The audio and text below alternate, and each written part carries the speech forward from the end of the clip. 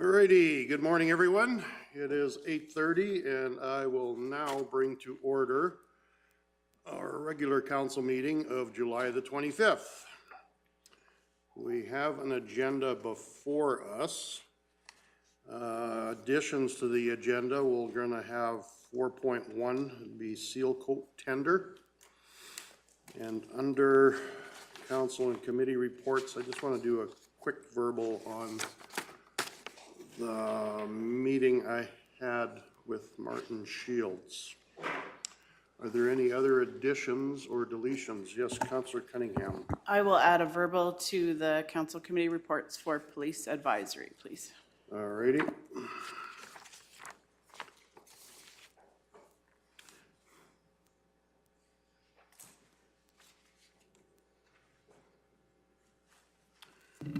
Deputy Reeve King. And I would like to add a verbal for Trochu Housing. Trochu Housing.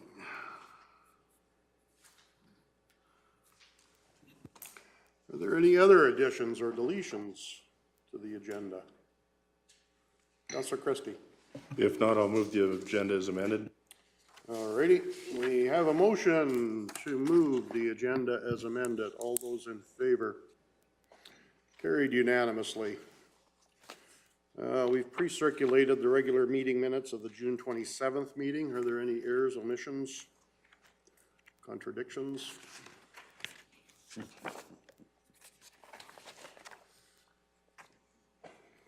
Deputy Reeve King. I'd make the motion to accept the June 27th regular council meeting minutes as presented. All righty. We have a motion to accept the minutes as presented. All those in favor? That's carried unanimously. Okay, going to our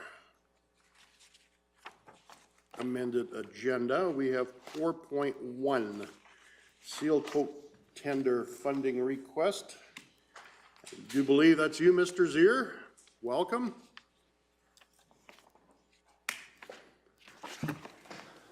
Good morning, Council. Good morning. So thank you for adding this emergent item onto the agenda this morning. What you see before you is RFD 4.1, labeled the seal coat tender funding request. So just going into some of the background of this proposal. So in the 2023 budget, Council had approved the single graded aggregate seal coat application for PBI Road, which is Range Road 240, as well as the Airport Road, which is Range Road 234. So we put the tender package together for this, did a little bit of a design, put the tender package and released it, and it actually closed yesterday, July 24th. So through the competitive bidding process, we had two compliant bidders submit bids for this project. I guess going into the design of the stage, as we got deeper into the review of the project, we realized that there's some substructure failures there that need to be repaired, some dig outs and some culvert work, I believe, as well on some of the job there. So that added to the scope of work for the project there. So we released it. Like I said, we got two bidders back with very comparable bids responding on that. The low bidder bid a total tender price of just under $346,000 for the project, which includes both the pretreatment repairs, the chip seal application, as well as immobilization into the site. So our recommendation here is to request an increase for the budgeted amount, a draw of $180,000 from the Capital Roads Reserve to fund the installation of this seal coat and the repairs on both of those roads.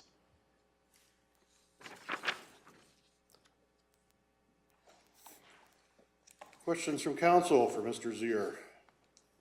We're doing a chip seal there or microsurface? This is a chip seal coat, yeah, graded aggregate chip seal coat, yeah. Okay. That's what I kind of got, but I thought maybe I'd check to make for sure. For sure.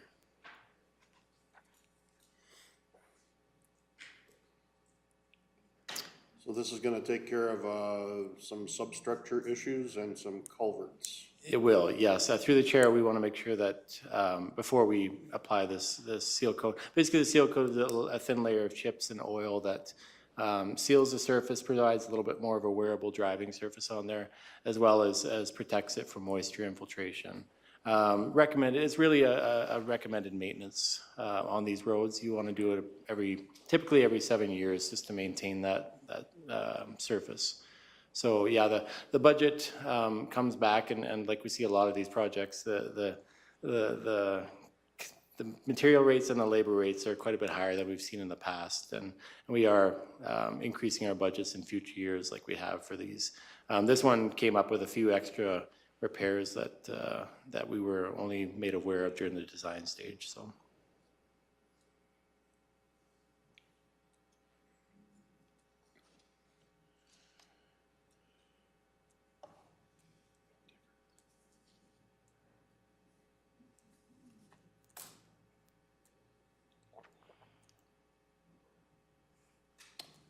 Councillor Christie. If there's no further questions, I'd hate to do a job half done. So I'd make the motion to draw $180,000 from the Capital Road Reserve for the to fund the installation of grading aggregate seal coat road repairs on Range Road 240 and Range Road 234, for which was submitted to bid higher than original budgeted. Okay, so we have a motion. Is there any discussion to that motion? Councillor Cunningham. So I just want to clarify, when you originally put it out for tender, like the scope of this project has changed, right? Like during the review of it, it was determined that there was more work that needed to be done than you originally put forward. Yes, correct? so through the chair, when it was budgeted for in the fall there, we put in the seal coat and minor repairs. 3 months ago when we put the design together is when it was noted. So it was actually tendered out with those repairs noted. We purposely closed it yesterday so we had the opportunity, if there was a higher budget amount, to come back to council for additional funding requests today.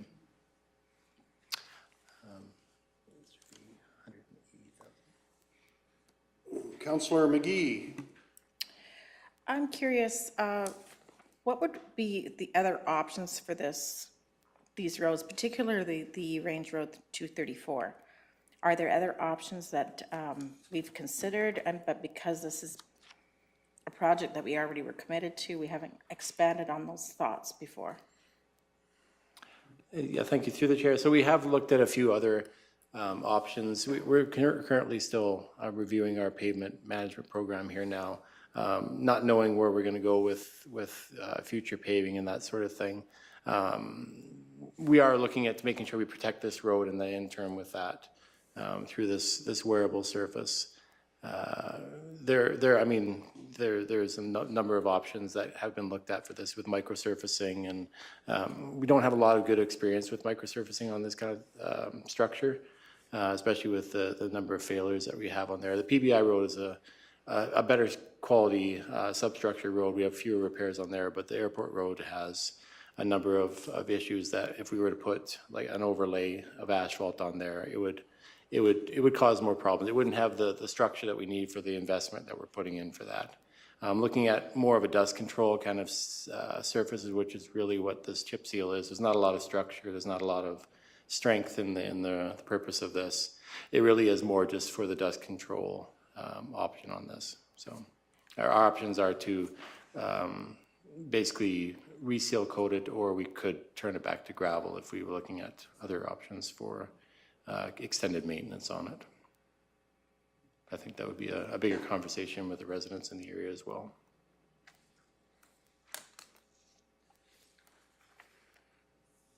Are there any other questions for Mr. Zier, or what are council's wishes? How much did we come in under on which ones are we, the Gore Road project? The Gore Road. Through the chair, I believe the budget amount was 3.2, and I think we had 2.6 as the ultimate overlay cost on that, okay, if I recall. And that did come back with fairly low oil on that. I mean, we had the bottom three were pretty close, but there was a huge range of pricing on that. And really it is a lot of times in these projects, it is which contractors are available, and I wouldn't say it's a roll of the dice, but it is what ones are available to come to the area that fit into the schedule, so. The Gore Road was beneficial because the same contractor is doing a lot of work with Alberta Transportation Roads in the area, so they submitted a lower price because of that and got the bid off that. Mobilization was in there. Yeah, okay. Exactly, yeah.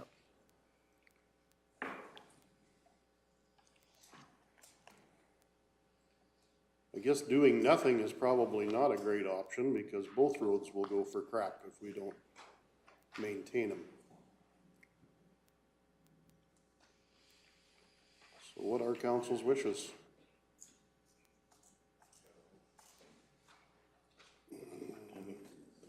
Councillor King, oh, we have a motion, yes. Yeah, we do have a motion.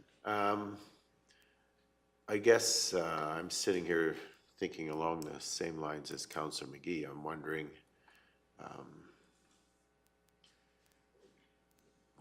about the future of maintaining these as the type of road that they are, and whether it might be worthwhile having a conversation around converting them back to either gravel or some other surface with a less maintenance cost.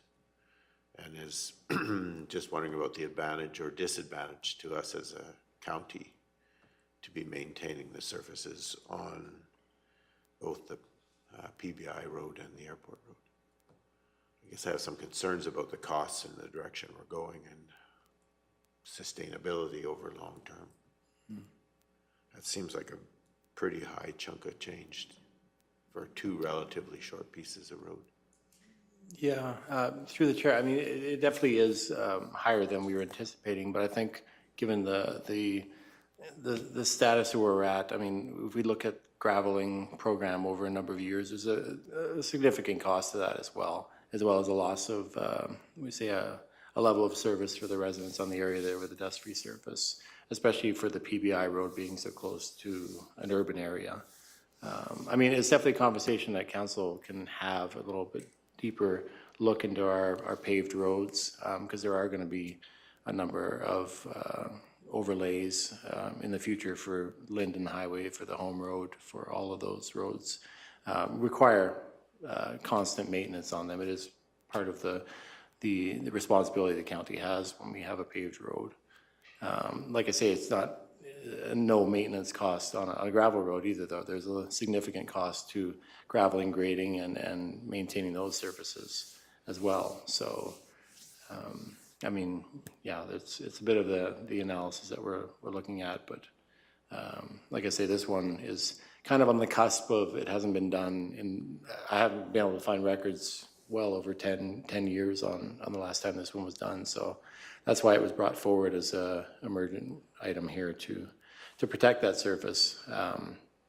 Like I say, the other option would be the more economical option, I guess, at this point is to not do this and to put it back to gravel. But like I say, that is usually a deeper conversation with residents in the area and the whole strategy around where the county's going with these surfacings of roads. Knowing that these roads are not high load corridors or anything like that, where we're looking at putting major traffic on. It's mostly residential, and like I say, for the residents on PBI Road, it's primarily dust control that the surfaces are there for. So, Deputy Reeve King. Well, you're saying everything that makes me less anxious to do this. We don't provide dust control for residents at our cost any longer. And so I really am questioning, like the users of the airport road, I recognize that's a economic contributor to our region and it's important, but we have partners there. And so are we doing this strictly for users of the airport? And then the PBI road, if it's strictly dust control for residents on that road, then I have an issue with that and a concern with that. I recognize it's a well-used and well-traveled road as an exit corridor from Three Hills, and I recognize there's businesses along that road that benefit from the fact that it does have that seal coat on top of it. But I'm we're not necessarily in the business of dust control for residents or private businesses at county cost. So that's where I'm coming from. And so I'm wondering what the benefit to Kneehill County is for us to continue providing the seal coats on both of those roads. I know it's not an easy question to ask or answer, but that's what's sitting in my head right now, so. Debbie. Councillor Penner. Okay. I hear what you're both saying here, and I fully understand that. When it comes to the airport, to me, we're trying to enhance our airport, make it use, and I know right now we're in a little bit of a relationship with a couple of other bodies involved, but being it when it's needing to be done now, I think it needs to be done. But down the road, this may be part of our negotiation as the group that we cost share this. But I think the airport is a very important part, especially when it comes to emergencies and that for the county, if it ever happens. And when it comes to the PBI road, yes, we don't provide dust control and whatnot else, but maybe it's part of our collaboration with the municipality here. If we do turn it back, are we going to get lots of call to do with dust within the town, not necessarily those residents there? I'm weighing more towards doing it, and then down the road, working with the other businesses that we're going to be in partnership with, hopefully to enhance the airport, to maybe split the cost then.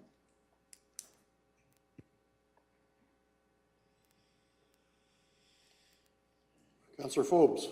The airport road, is the dust control for when planes are coming and going for safety reasons, I guess, is my question. Through the chair, I don't believe that was the original intent or the current intent of that road. Basically to provide a lower maintenance, dust-free surface for the users of that site, as well as any accesses along that road.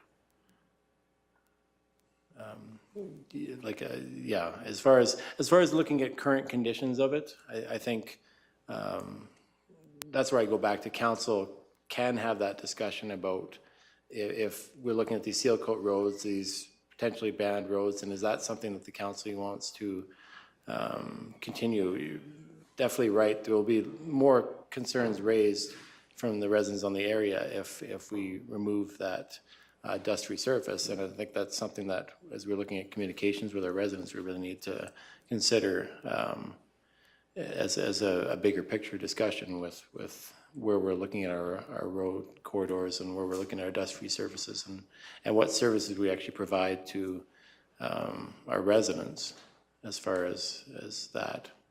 I don't know if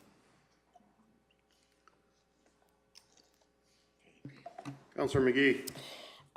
I really appreciate what Councillor Penner had said. I do think we're kind of in a spot where something has to be done.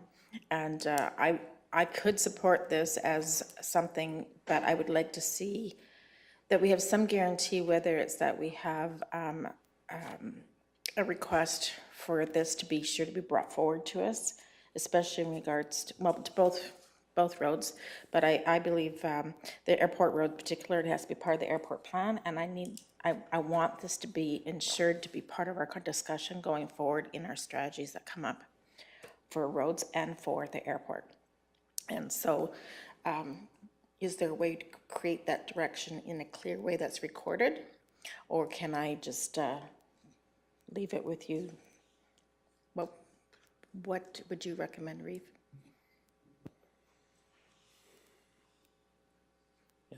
I think that's a question for council total. I'm not sure what it is you're getting at. I want the direction that this discussion has to be brought back to us to be clearly done. Oh, okay.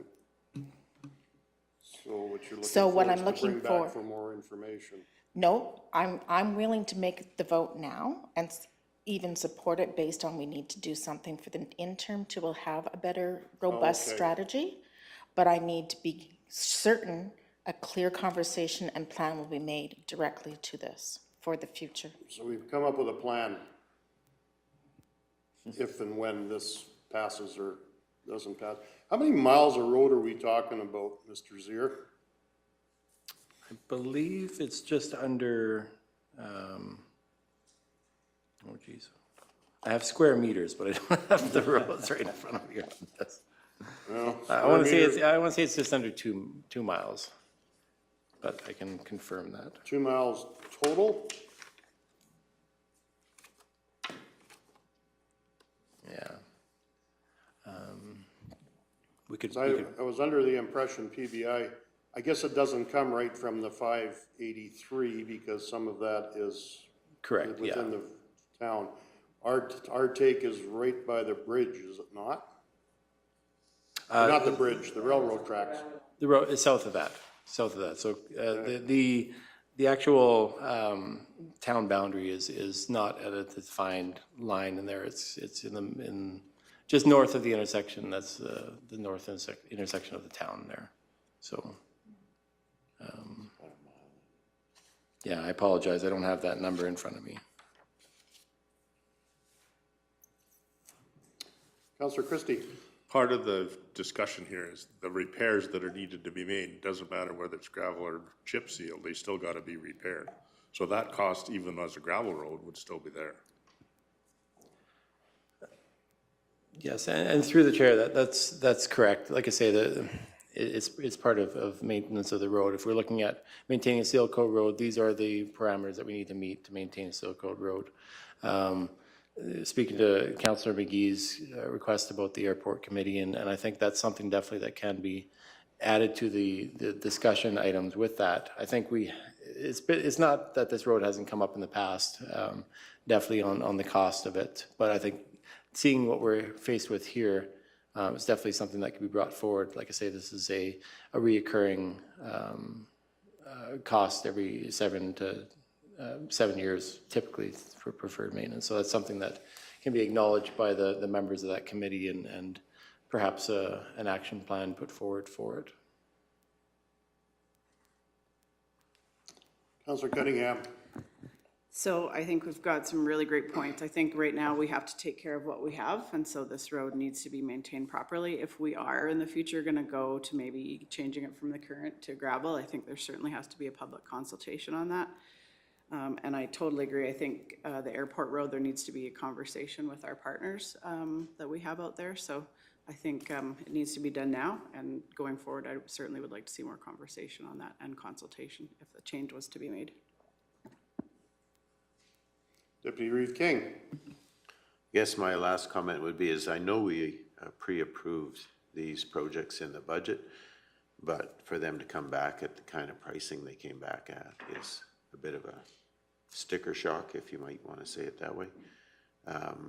To approve $220,000 and then all of a sudden be talking about $400,000, that's pretty steep change, and that's my problem, and that's why I'm suggesting that if we're doing a mile, and it looks like about 1.5 miles, maybe not quite, on the PBI road to provide dust control for residences and businesses along that road, I have a big problem with that. And so I'm struggling with this one. I have to be honest. I have a real problem with the increase in price. Mr. Gannon. Thank you, through the chair. With us moving forward with a stronger asset management plan, we can bring back the service level item. It will also play in part with our reserve strategy as well. So this encompasses a bigger strategy altogether that we can pull together to ensure that it aligns with council's requirements and the future maintenance of these roads.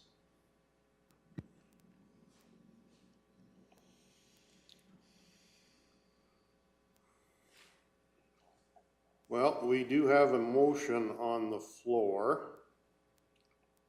Is there any discussion? Because I will be calling the question.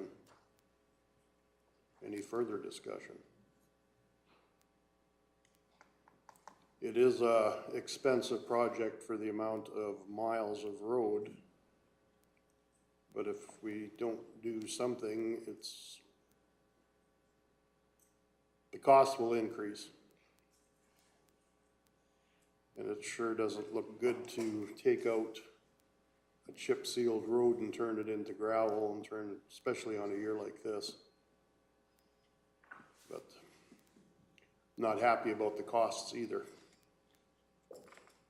But if there is no more discussion, I'll call the question. Okay, so we have a motion to approve an extra $180,000 from the Capital Road Reserve to fund the installation of a graded aggregate seal coat on Range Road 240 and Range Road 234. All those in favor? Opposed? Motion is carried.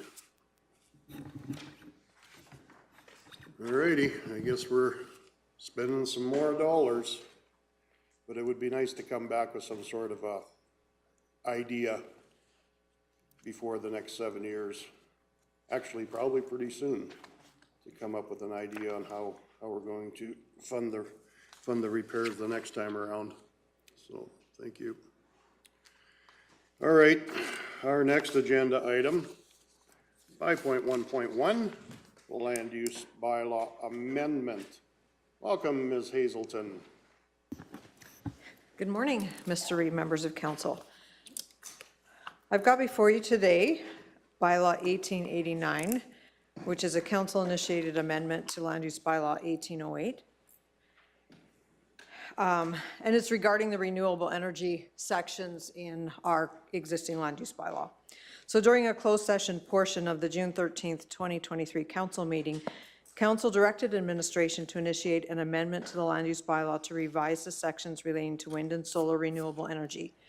Council further scheduled a committee of the whole for July 18th, which is noted on this table below that you had approved, and we did have those discussions.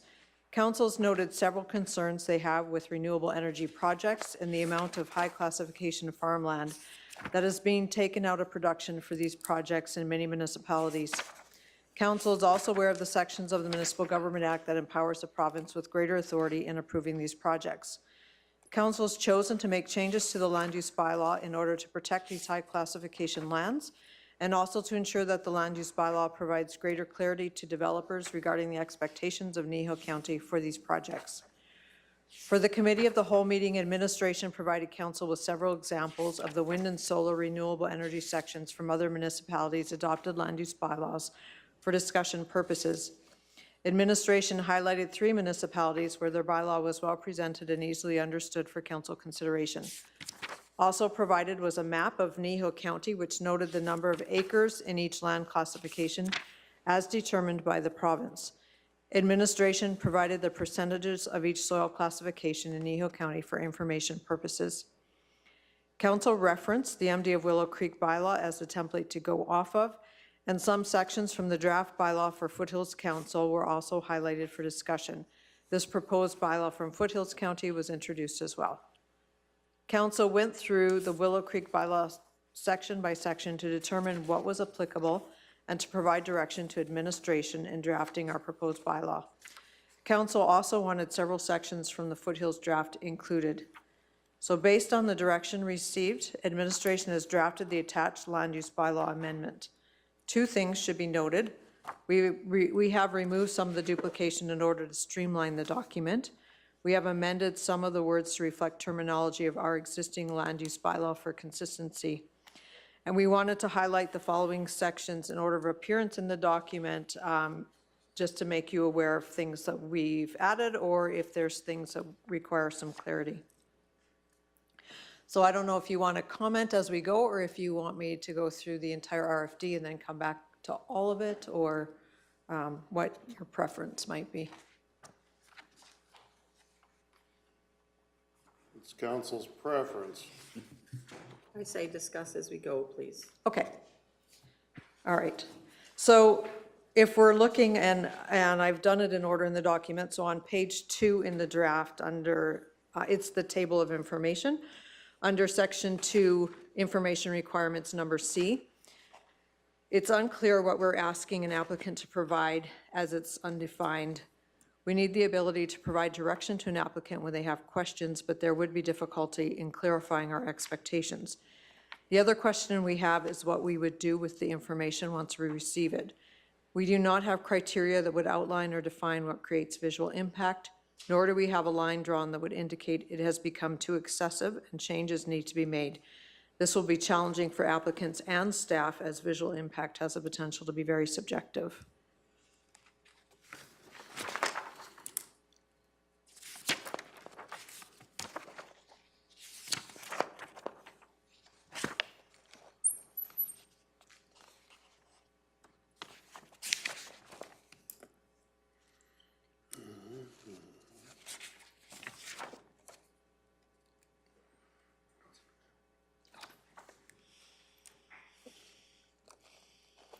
I see the dilemma. Pardon? I see the dilemma. Yep.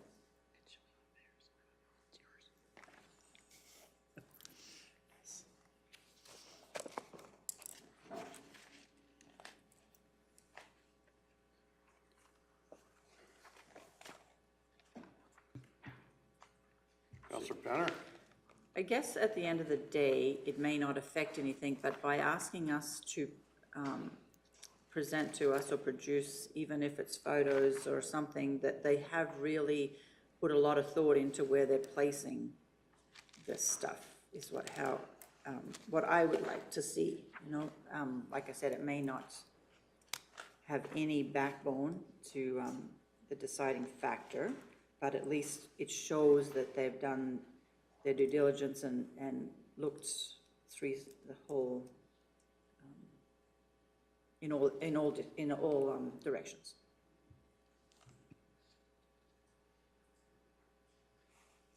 Councillor Phopes? I also think that the visual impact for the residents that live around these facilities are the ones that are most affected in my mind. So that's why I think that this is a good thing, like Councillor Penner is pointing out, that it just shows the impact of what that is for anyone who lives here. If I may, Yes, go ahead. it's not the visual impact and asking for it, it's just maybe directing administration as to what's an adequate document that they would be providing to us, because at this point we have nothing to go off of. So we've heard some photos, but if you're wanting something, I guess we would need to know what your expectations would be in that document that would satisfy you, so that we can in turn make sure an applicant is aware of what those expectations would be. I guess in my mind, one of them would be the density of the project.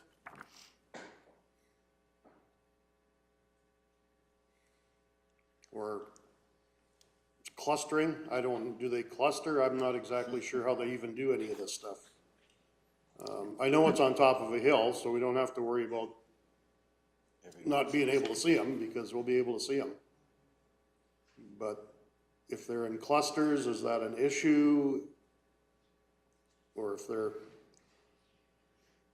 I mean, the problem with these is not just through the daytime, it's the flashing lights at night. And from my house, I don't need to find the North Star. I can look and I can find all the flashing lights to the north, and I know exactly which way north is. Not that I never didn't know which way north was, but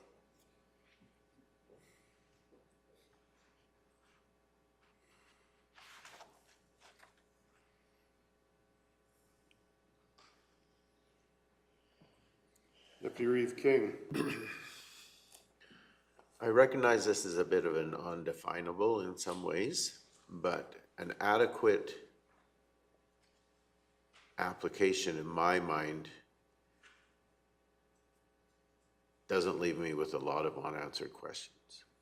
So I know that's hard to define what that looks like, but if an application comes in and it doesn't have the site plan and it doesn't show me where they're located and how many of them are and how close they are to each other, they haven't thought about how this is going to change the night sky for the people who live there.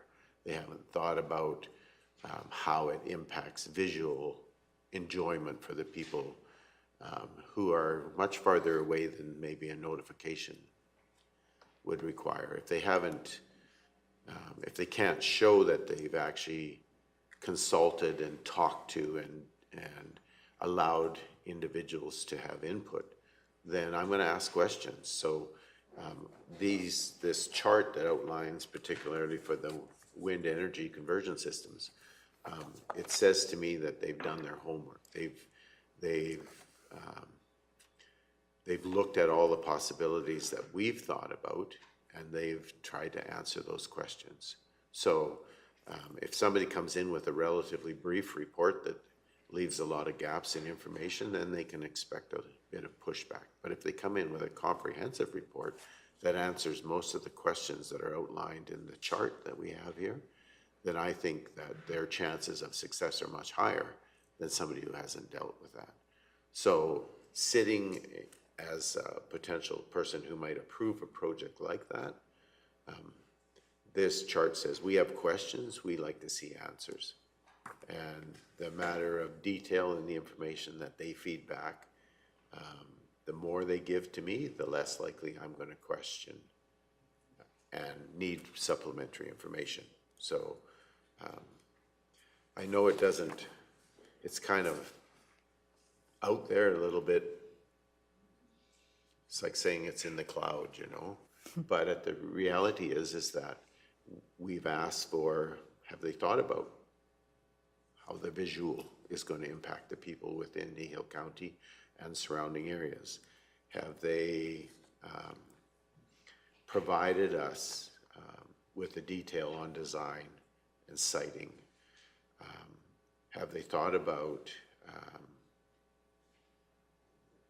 you know, the safety aspects? So we've had some conversation around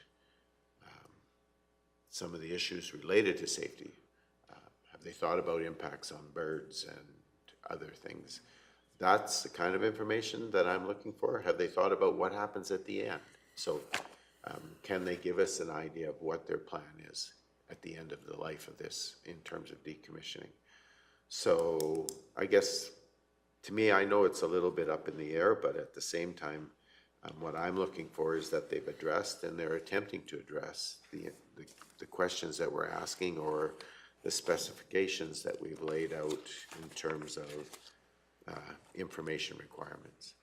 So as the, you know, one of the people that's going to sit, I know that usually they come to us and they've been approved by AUC and all of those kind of things, but I'd like to see that they've done a good job, that they've provided the information that we're asking, and even though we might not have an ability to impact their development in any way, great shape or form, at least they're willing to answer the questions that we have. Okay. We can move on then. Mr. Gannon? Oh,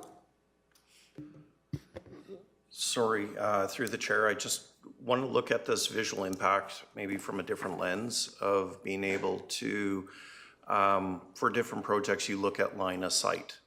So, you know, coming back to these proponents of understanding exactly council's desire, line of sight may be one aspect that you want. We need having a better criteria of what that expectation is will allow the company to provide more information to us, which we can present to council appropriately. So line of sight in order to address different key factors that actually hit the visual impact to ensure that their alignment reduces any potential visual impact from each individual household from 2 kilometers away, 5 kilometers away.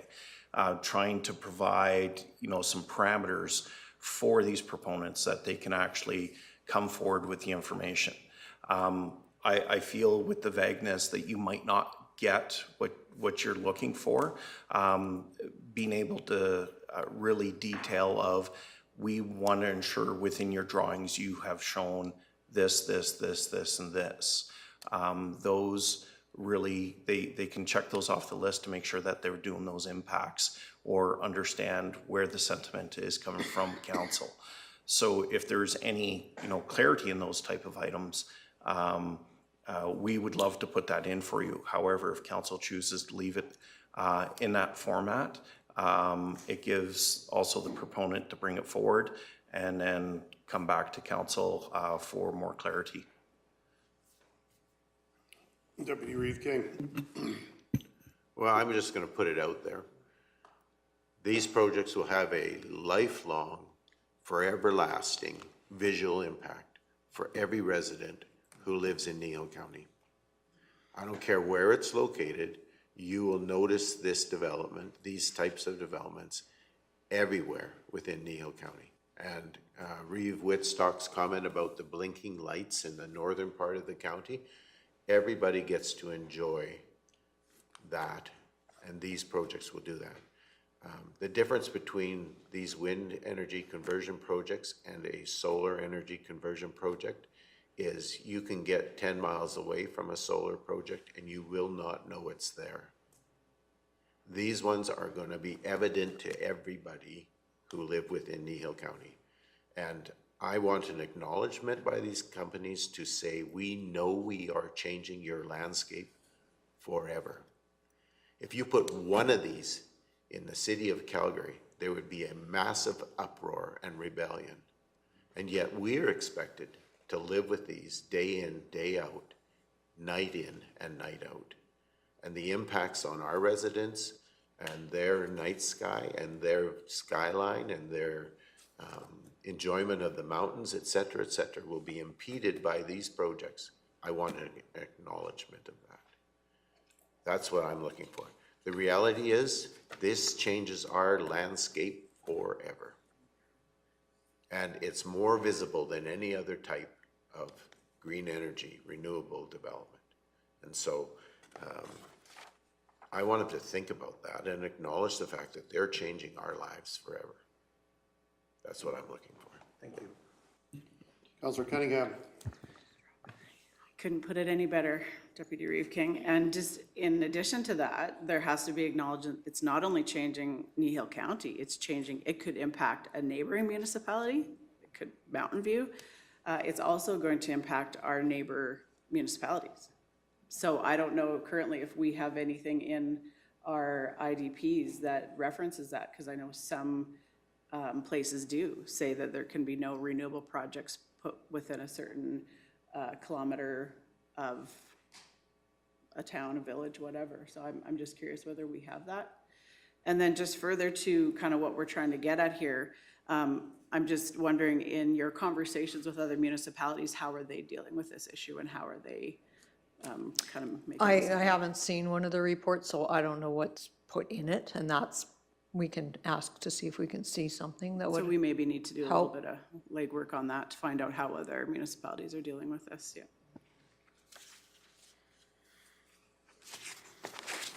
Do we know if we have this in any of our IDPs? we would have notification requirements in our intermunicipal development plans, but we wouldn't have setbacks. This is the first, like, we're putting them in this document now, but not in the intermunicipal development plans. So that might be something to look at going forward when we do review those.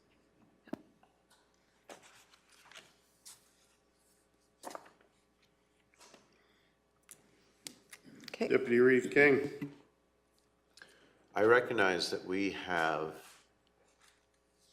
limitations on our ability to specify where they can go, because generally speaking, it's dependent on an agreement between a landowner and the company that's proposing the project. And so oftentimes we're going to have residents who live within Kneehill County who are not very happy about the fact that there's a large-scale wind energy conversion project or solar energy conversion project within our municipal boundaries or within a reasonable distance of where they live. However, because of individual landowner and property rights, we're going to have problems in terms of being able to say exactly where they go. And when AUC comes with an approved project, pretty much history for us in some ways. So I guess we're trying to place within our land use bylaws some restriction that might get paid attention to or might not. And I'm not sure how much ability we'll have to affect whether it's close to an urban or not, because we already know how that's worked out for us. So I think I'm not sure how sort of, we don't like the visual aspect of these, especially the wind energy ones, but I mean, if you're close to a solar energy one, they're not the most beautiful thing in the world either. And so the reality is that I want them to acknowledge the fact that they're changing for us. The way we live and the way we see the environment around us. So I'll leave it there. Okay. Councillor Cunningham. Yeah, so just for, actually, that was a conversation I did have with Vulcan County, that the AUC did overstep that and kind of didn't take their IDP with a neighboring municipality into account. So that's definitely an issue going forward. So I just, going through this, so are we asking for any photographs of how, or like kind of like of how it's gonna look?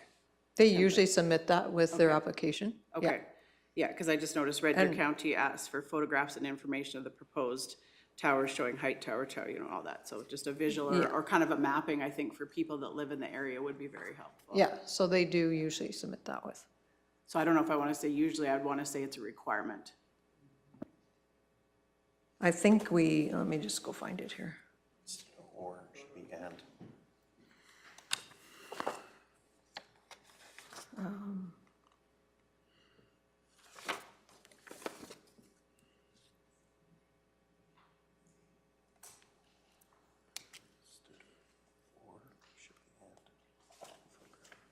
Okay.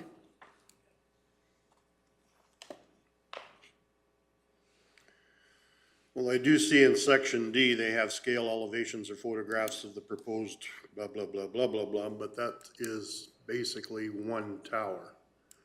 I think ultimately what we'd like to do is see the overall project. Okay.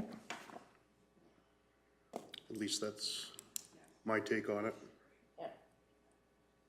Just one last comment. Deputy Reeve King. Just one last comment on the visual impact side of things. We just had the enjoyment of reading through a bunch of letters from students in Kneehill County, and many of them referred to the diverse and amazing landscape that Kneehill County provides, and this changes that. Still going to be an amazing and diverse landscape with a rather on-scenic visual blot on it. But anyway, I mean, I just have read a bunch of letters from students talking about the amazing place Kneehill County is to live, and our diverse landscape and visual enjoyment that's available to us. This changes that. Councillor McGee. Yeah, absolutely. Councillor King couldn't have said it better. And so just to be specific, what I'd like to see is what each tower has for impact, but I also want to see what the whole project has for miles away. So, you know, what are we going to be experiencing when we see the entire project up, as well as each individual, is very important, I think. I really appreciate that, Reeve. And I guess I'm hesitant to give more direction about what we want in that package than that, because they're the experts. That's their work to figure out. So I compare it somewhat to, let's say, people getting ready to write a play. They have to get the stage ready. They do dioramas. They do drawings. They do all kinds of things. They are the experts to know how and what is part of their project and how to present that to give us a thorough information. So simply a thorough concept of what we're dealing with on-site and project-wide is clear enough for me. You, the specialists, get to determine that, and we get to say, not enough information, come back again.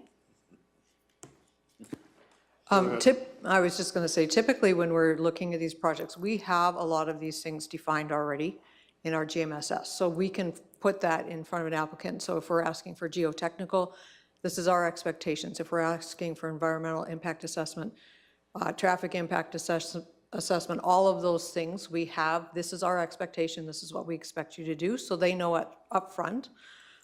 This is one that's a little bit, we don't have that, so that's why I was requesting some clarity today, because typically that's what we would hand them the sheet. Here's what we want.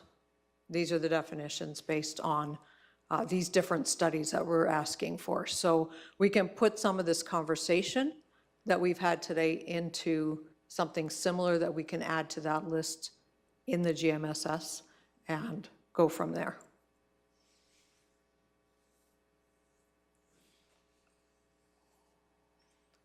If we're good with that one, move on.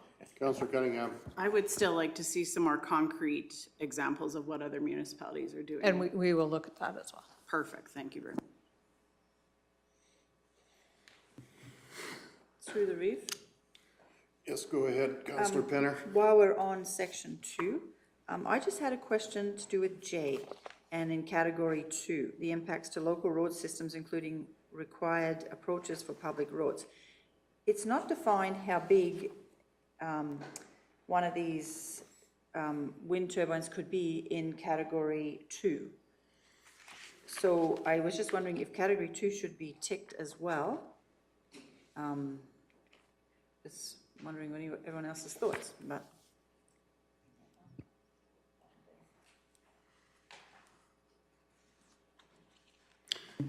I like it. Councillor McGee.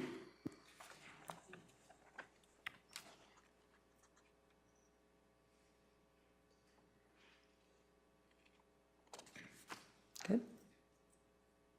Agreement? Okay.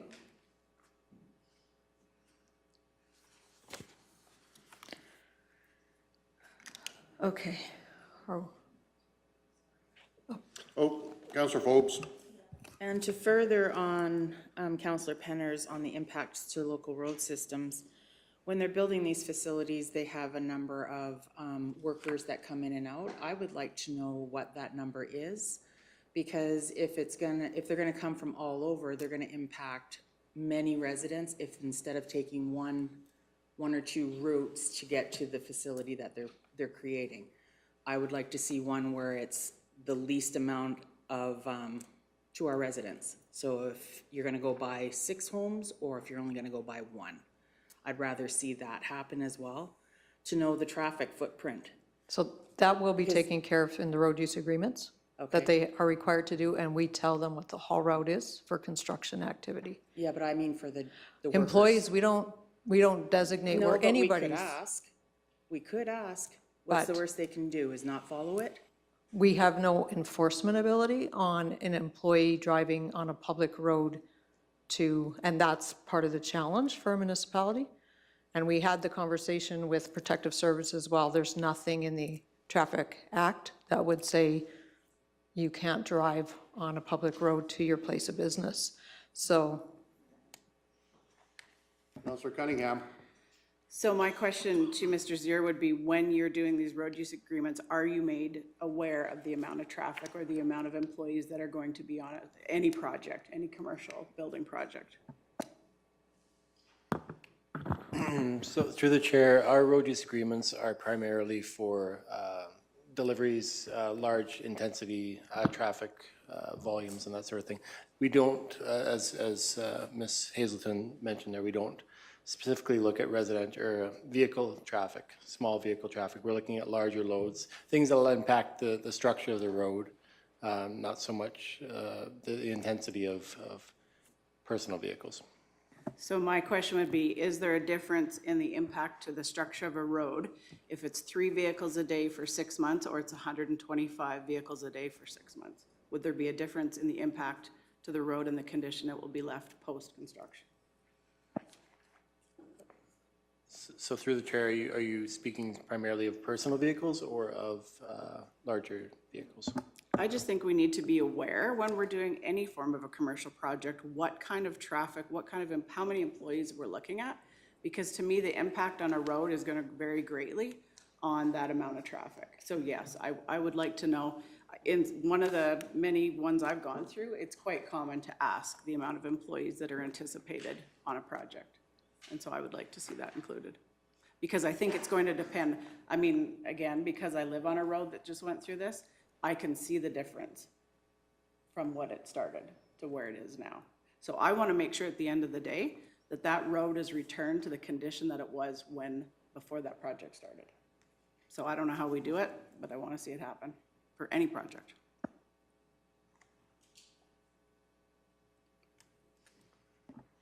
I guess just because I don't want that to be, that's not our ratepayers' responsibility.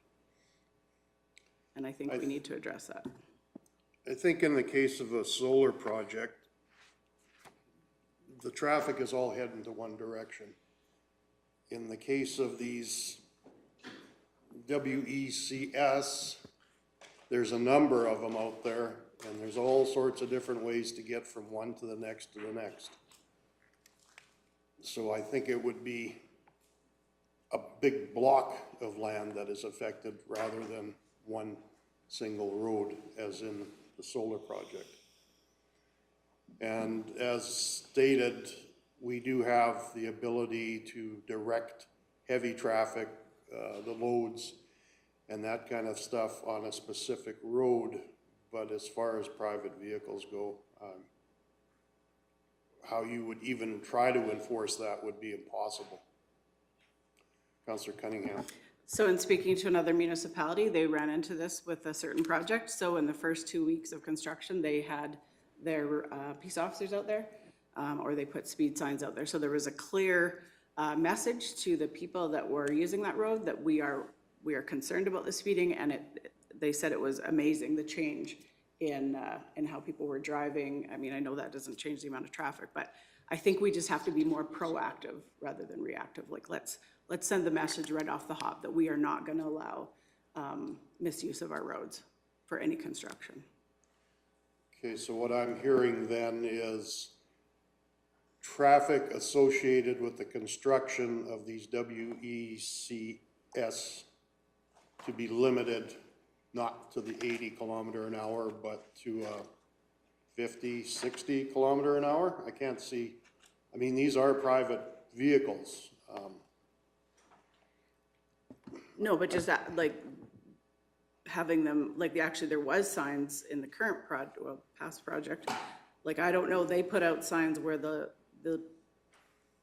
speed limit was actually lower than what we require. So how is that monitored? Like, how do they enforce it? I don't know.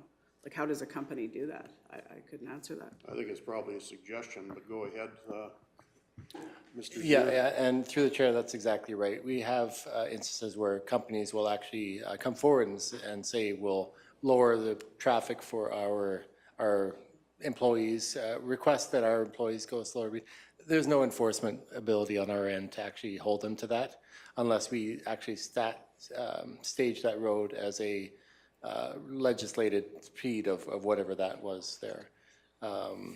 Like we say, we have limited abilities on enforcement of this. The road use agreement, our enforcement measures really are coming down to banning the road. That's how, if we find a road is being abused by the larger traffic, our route is to, because we can't stop the traffic, we can stop the loads limits on that. So that's our enforcement, which, like I say, doesn't really work well with personal vehicles. So we're kind of limited in our enforcement. Definitely recommendations, definitely encouragement of the applicants, of the developers, whoever, to do this, to follow these rules. And a lot of them do that for good communication, for good community, for just keeping the peace, basically. But as far as an enforcement, that's where we get into, if they aren't following that, we don't have a lot of options on that. Councillor This Cunningham. is it, I swear to God. So just curious with that, when a company puts out a 60-kilometer sign, how does a ratepayer know that that doesn't apply to them? So through the chair, if the company does request us to have that sort of sign, we ask that they specifically point to having a company name on that sign or that sort of thing. I know it has happened in the past here where it's just been a sign and that has actually been taken down because that we don't want that to be a legislated sign. That's through our traffic enforcement bylaw that we actually set those limits. So it's a recommended speed, just like you'll see a recommended speed on orange signs and that sort of thing. Well, I've noticed those signs out before, but it is specific to the one specific energy company. It's nice that they tried to do that. On the other hand, there's no mechanism there to enforce that speed limit. I mean, you could put up a sign that says 50 kilometers an hour unless you're living in the county, then you can do 80.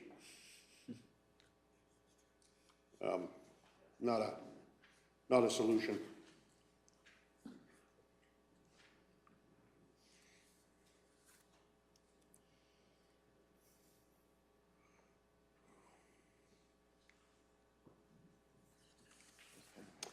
Deputy Reeve King. So I guess we're not specifically giving exact direction as far as road and traffic and all of those things. But I think you're getting a pretty strong idea of the direction. One of the things that's difficult is, and I see them because I travel lots of county roads, is you'll say a sign that says, Company X employees are to travel this speed limit. However, for our peace officers on that road, what they're going to enforce is an 80-kilometer limit. And so if I'm working for Company X and they suggest I should go 60, but I'm doing 80, the peace officer is not even going to look at me unless I'm doing something even more foolish.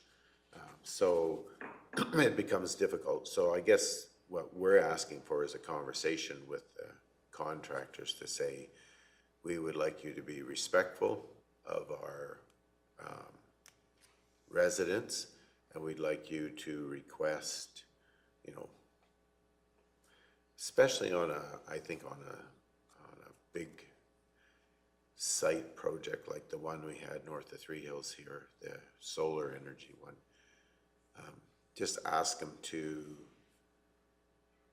have their employees and the people who are working on that project to be respectful of the people who actually live here, and to respect, you know, speed limits and be respectful of the roads in general. I know when we had the big wind project in the north part of the county, didn't matter that you lived here. If you were in their way, sucked to be you.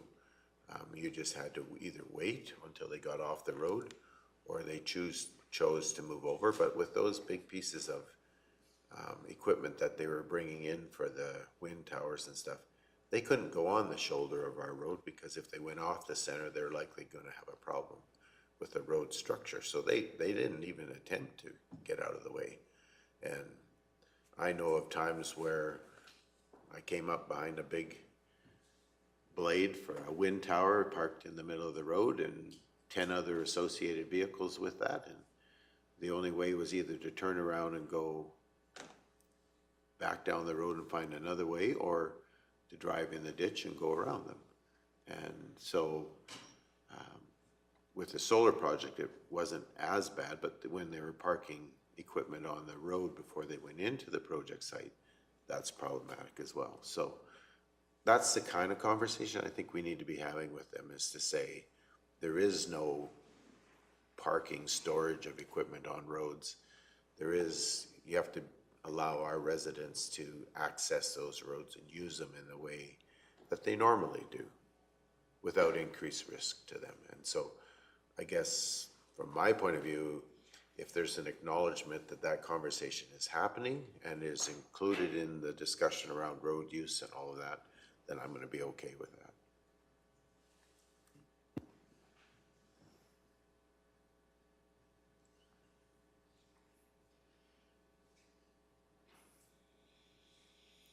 Anything else on 2 particular?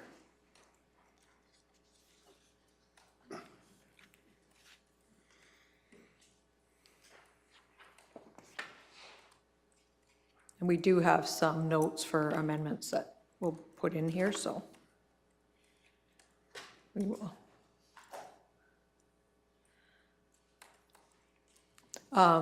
Okay, if we move on, under section 3, the referrals, and if there's anything that you want to come back to, we can certainly do that at the end of the discussion. But we've just changed the agency names to reflect the current ministry names, just so you're aware they are changing very often, so it's hard to keep up in these documents.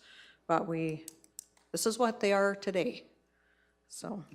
So just clarification, when it comes to Alberta Air Ambulance, that's all methods of air ambulances? So that would be the central region, and that's probably who we would refer to, yes, so they would oversee, I think, how they dispatch from there. So we tried to find the central region one, and that's what came up, so.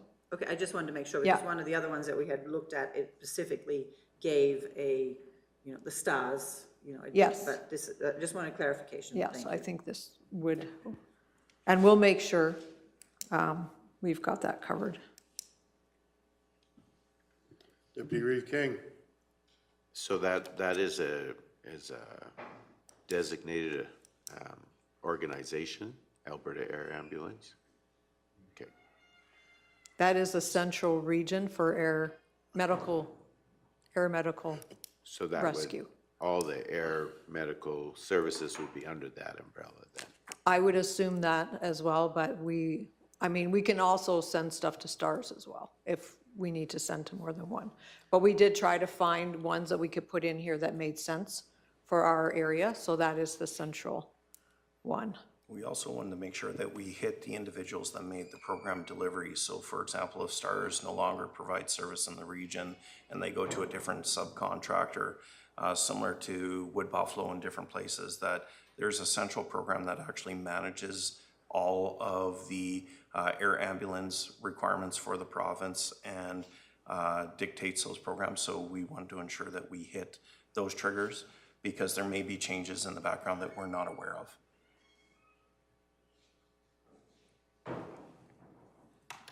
I guess just if you can verify that it does cover everybody, Yeah. please. Thank you. Yep.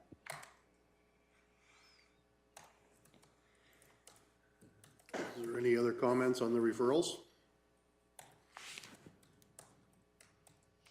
And as we said, this is not an exhaustive list. We always deal with these sites specifically, so if there's something that's particular to a site that we need to notify another agency or organization, we do that anyway as part of our role. And so, but these would be the main players all the time. Okay, so if we're moving on, under section 4 setbacks, we've required the minimum distance of 1 mile from any dwelling not belonging to the owner of land where proposed WEX will be located as directed by council. We've also included the option for a landowner living on land adjacent to a WEX to waive this requirement by providing notice in writing to the Development Authority. That's something we have in our current land use bylaw, so that if there is someone there, and I think on occasion those parties are also getting some compensation, so they may choose to allow a tower to be closer than that and they get some compensation as well. So we've included that in this one.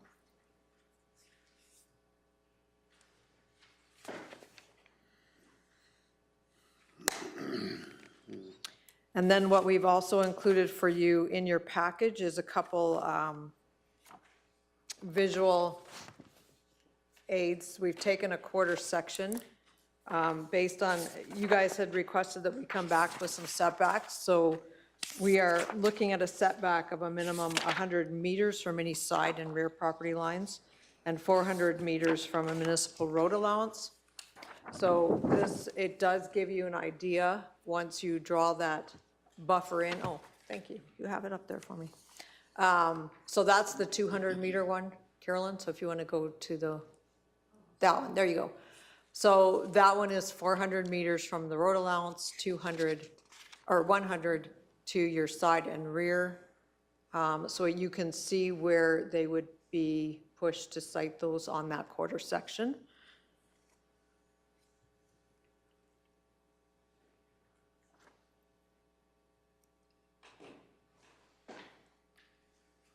Deputy Reeve King. So when they ask you the question, why, have we provided enough rationale that you're going to be able to answer that question? So when they say, why 400 meters from a municipal road allowance, we have a reason. You asked about visual, you asked about the visual impacts and wanting rationale. So when they ask why the 400 meters, are we going to be, have we provided you with enough information to answer that question? Well, I think with the conversation Wade was having, it's through the committee of the whole meeting, Councillor Christie, that ice issue is something that I think is a safety consideration adjacent to a road. So, and that's one of the reasons we pushed it back. So I think that one is by far the number one issue that we would cite, that safety of potential ice on those, coming off of those systems. Okay, well, that's exactly what I hoped you would say, and that's why I asked the question. Just Yeah. so that, you know, we talk about having a rationale for Yeah. why we have these setbacks, and in our minds, the safety of the traveling public is one of the reasons we pushed that 400 meter. And we're quite thankful for the conversations that came from Councillor Christie on this matter, because we wouldn't have been aware of the ice formations or that potential impact. It's not general knowledge that is really available to us or how that operation works. So understanding those setbacks and individuals that use those setbacks for what reasons shows that there is starting to become an industry standard that we can parallel off to ensure that we are creating a safety aspect within the area. Do we know if it's reasonable? I'm not sure at this point. We've put the setbacks to an area where we feel there will be minimum participation from landowners and people traversing the roadways. So there's a lot of unknowns. Windshield, different sizes of the blades are changing, so we're not sure if these will shift in time, but we wanted to make sure that we put enough buffer there to adjust to any of those shifts that are potentially coming within this frame of work.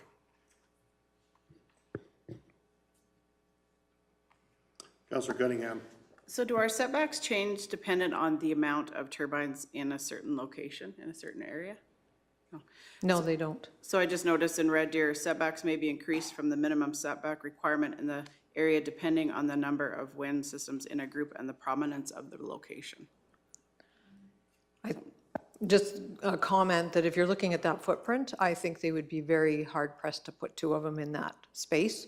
So I think they are going to be spread out, and you also have pipeline issues with a lot of these. So they are going to have to adjust around pipelines, well sites, those types of things. And I don't know what their initial setback is. Their initial setback may be less than what ours is. So we will have made it more difficult to cite two of them on a quarter.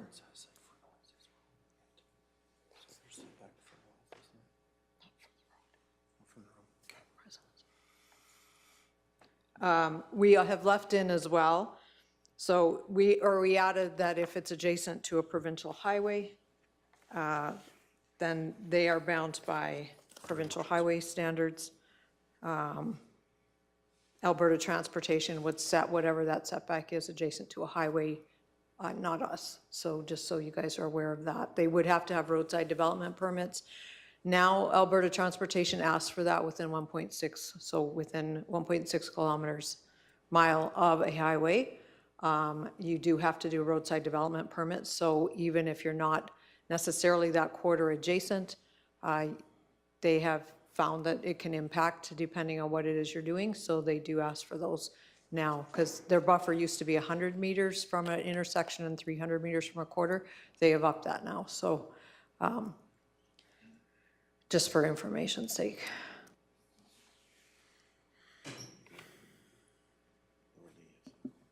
Councillor Cunningham. So sorry, just to clarify that, so the provincial standard now is 1.6 kilometers? That's not That's not their setback. That's Okay. where you have to get a roadside development permit. Okay, I've been in the county of Paintearth, I don't know if anybody else has, and if you drive down the highway, I felt like my head was spinning because they are actually quite freakishly close to the Yeah, highway. So- their typical setbacks are more than ours, so they have a 40-meter setback to the highway right-of-way, where we have 30 meters on ours.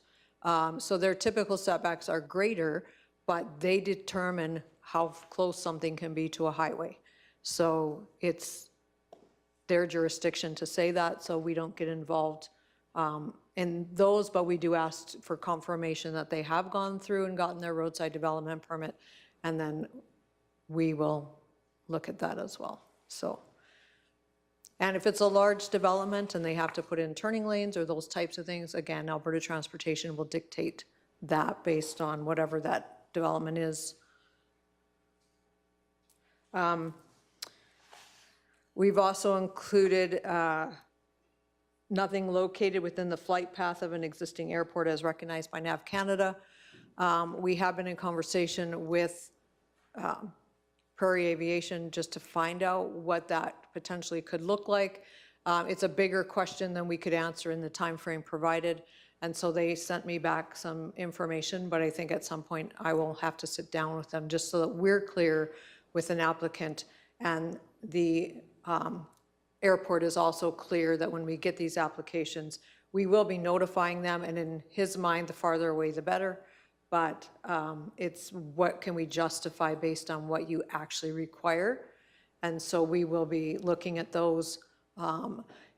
They didn't have a lot of information on ultralights. He did say that the Linden Airport is one that should be considered, so that would be another one, and they should be registered.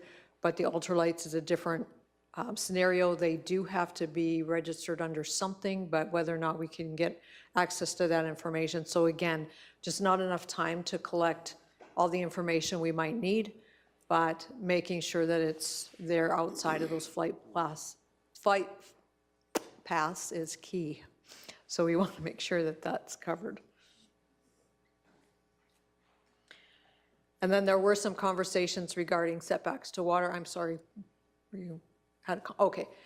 Regarding setbacks to water, so we did include some of those, and again, we tried to be reasonable and not crazy, but we did put in a 2-mile setback to some of the named water courses that we have in order to protect not only birds of prey, but the waterfowl as well. So we did put in that 2-mile setback for the 4 specifics that you see here. So.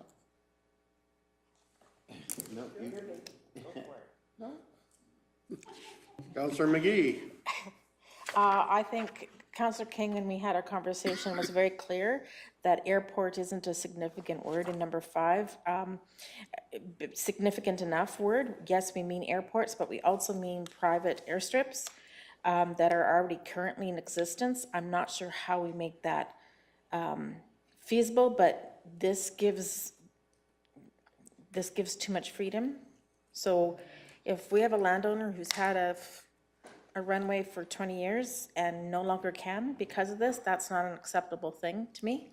And I'm not sure how we can do that. So the wording of this needs to change to reflect an openness for us to consider that. Just to follow up on that conversation through the chair, through the reef. Sorry, That's Councillor okay. Penner. I'm interested to find out what you find out when you have time here. Are these airports registered with NAV Canada, things like that? Like I'm interested in finding out. I don't know that for the ultralights, are we talking, Linden, Well, he thought would be, because there's a lot of activity on that one. So that one should not be, it would fall under this, I'm guessing. I don't know that it's the airstrip that's registered as much as the ultralight has to be. Like, you can't fly a drone without putting up a flight path and being certified under NAV Canada. So an ultralight is going to have to do that as well. They're going to have to send out those flight plans. In talking with them, he wasn't sure how that was looked at, so I have to have further conversation with him. I can't answer that question today. No, and I look forward Yeah. to that information so Yeah. that it's more clear in my mind. Yeah, You know, but 'cause there he are some did say strips they out would there. have to be registered, and he did give me a site to go look at, but he said they're very hard to search. I haven't had time, honestly, to go do much digging into it, but we will certainly do that to make sure they are protected as well.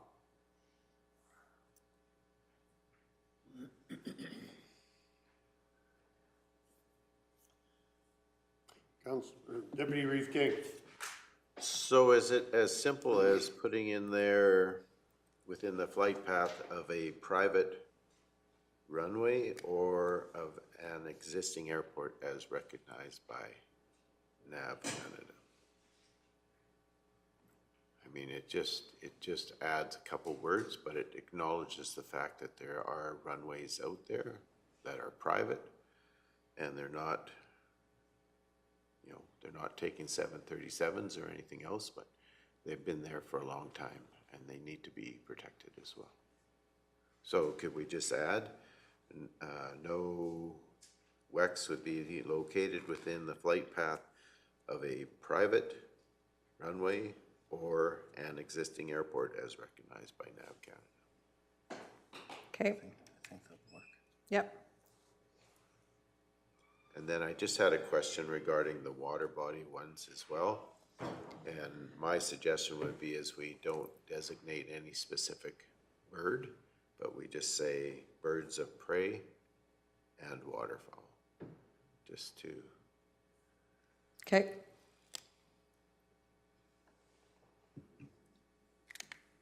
Lake 19 Ducks Unlimited, what water body is that? That's the one that would be just south of Keevers. I think it's south, right? Or south? Southeast, yeah. Okay, why aren't we acknowledging all of our water bodies, like the Swalwell Dam? When it can hold fish, there's lots of birds there. Right now, there's limited number of fish in there because of other issues, but I don't think we should be limiting to those four. I should make sure we have all the ones that we know of, that have actual names to them, like it's not just somebody's slough or something that they've backed up. And also, I have another question on, this is water bodies, what about the water sources, our creek systems? Some of us have beavers, and we have a lot of waterfowl. So can we put in our creek systems or our water sources into that? There should be some kind of setback from those two. And even the migratory birds, when they fly south or north or whatever, quite often they're stopping wherever they see water. And sometimes it is in these creeks that are backed up by beaver dams.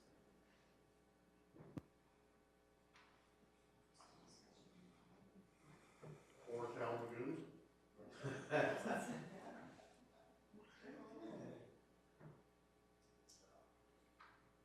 And is the expectation the same setback?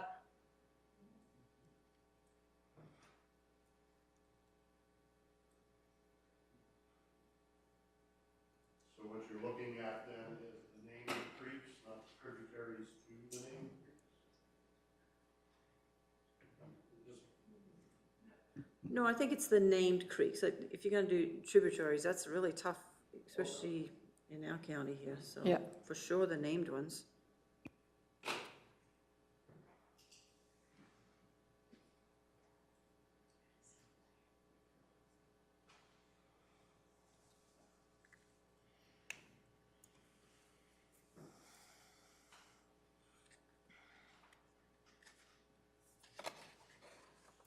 Anything else on that one?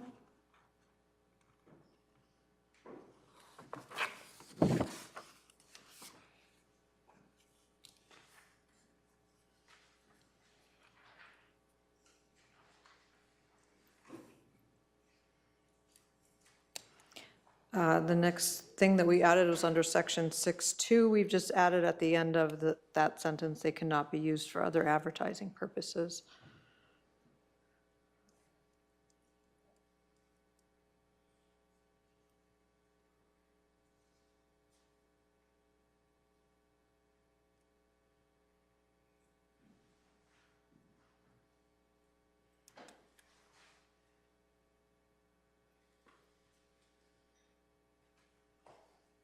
And then we've added section 8, so if there's any upgrades that trigger an amendment or new permit from the AUC, They are also required to get a development permit from us, and if there's any significant changes to the approved site plan, that also will require a new development permit from us.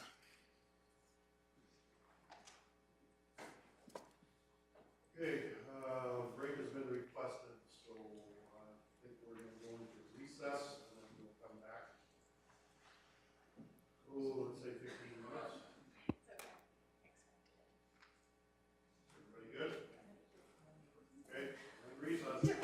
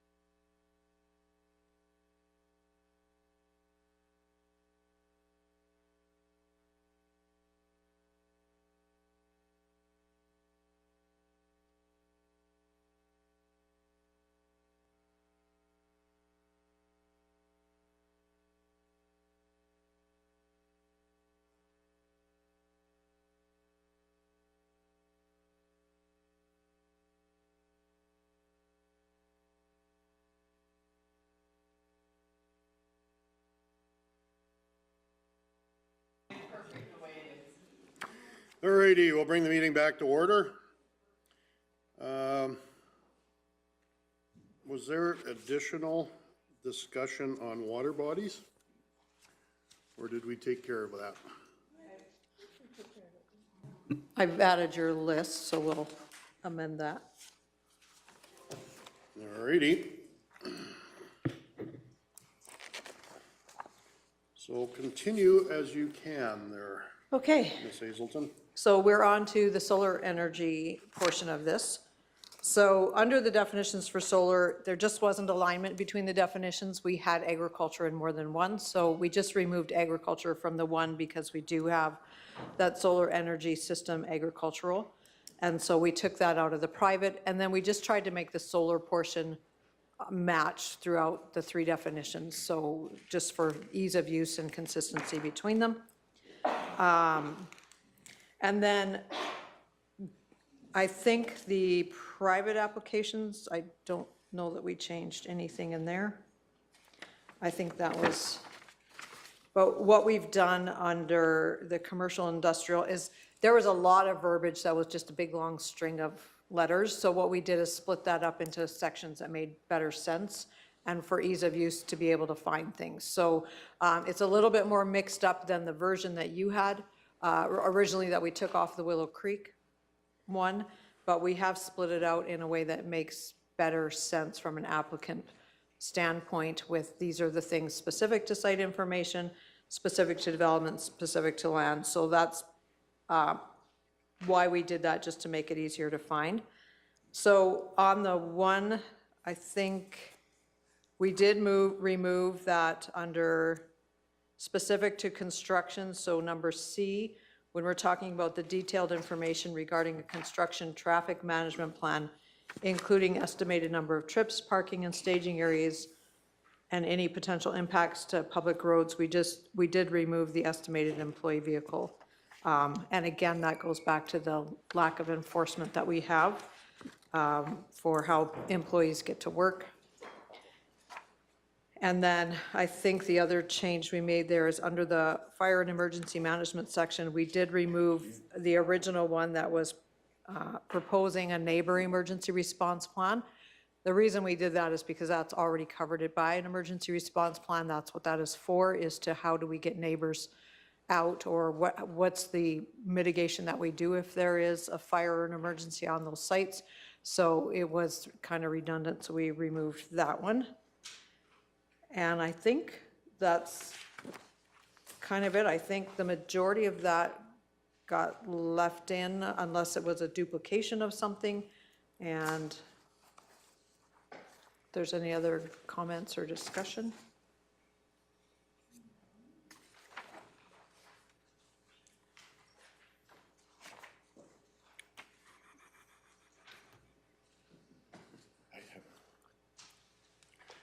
Deputy Reeve King.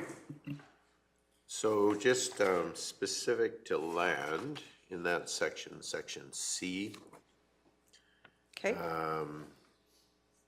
stormwater cannot be released into a natural drainage system without the approval of Alberta Environment.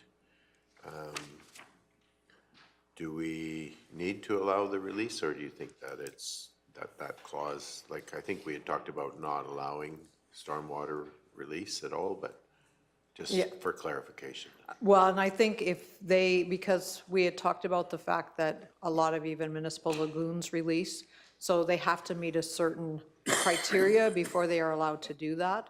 So if they can meet that criteria, and that is how they can manage as per Alberta Environment Protected Areas, then that is probably an option that they would have.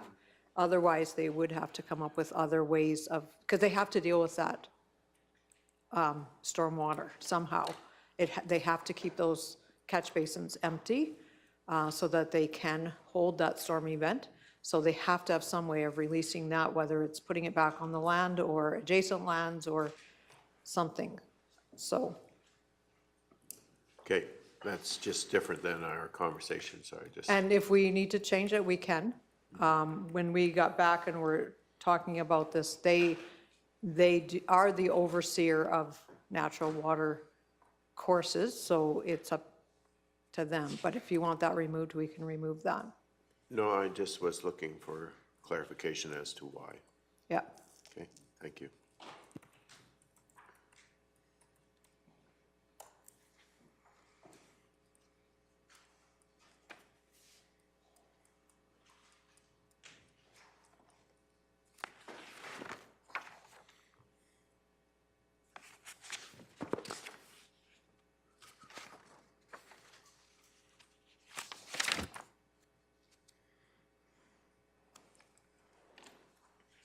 So I take it we're good with the solar energy systems the way it stands? So, Councillor Cunningham. Yeah, so I think you've heard my comments on wanting to know the amount of a blaze. I'm gonna just stand by that still. When I notice the specifics to construction, it talks about the impacts on the local road system. And I know they're talking about like heavy haul equipment, but I still think it's an impact. And then on C, you know, it alludes to that as well. So I just think being prepared. I mean, I think if you lived in an urban and all of a sudden you had 125 vehicles going by your house, I think you'd be a little alarmed. So I don't think it's any less relevant to those of us that live rural and our ratepayers.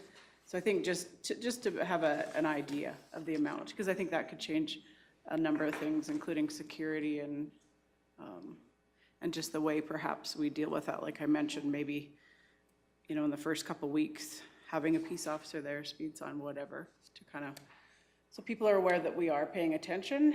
And then I was just curious, I noticed in one of the documents that somebody had, there was to be no overnight accommodation for any workers there. Do we have that in any of our construction policies? So typically, if they put in an office, for example, a condition of that development is it's not used for overnight accommodation.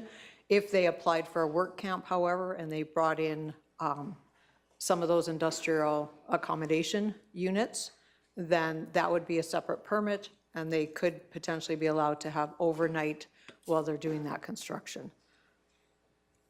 Councillor Christie. What about, I see several businesses have overnight accommodation for security, whether it's just a holiday trailer or whatever, but. Yeah, and that we haven't approved that. Like, we did have a security guard at the one Bitcoin north of town, but they weren't, as far as I'm aware, sleeping there. They were actually on duty for the night shift. So they did have a security guard, and we did permit that. So most of those things you would see through another development permit. So no, they're not to be sleeping on site without some type of approval. Go ahead, Mr. Gannon. I'm sorry, through the chair, I want to actually put a little rewind here and address the Deputy Reeves' comment with regards to stormwater. I just want council to be aware that there was some changes within the Water Act as far as releasing stormwater regulations within Alberta. That under specified conditions, stormwater diversions up to 6,250 cubic meters per year are now exempt from requiring a Water Act license.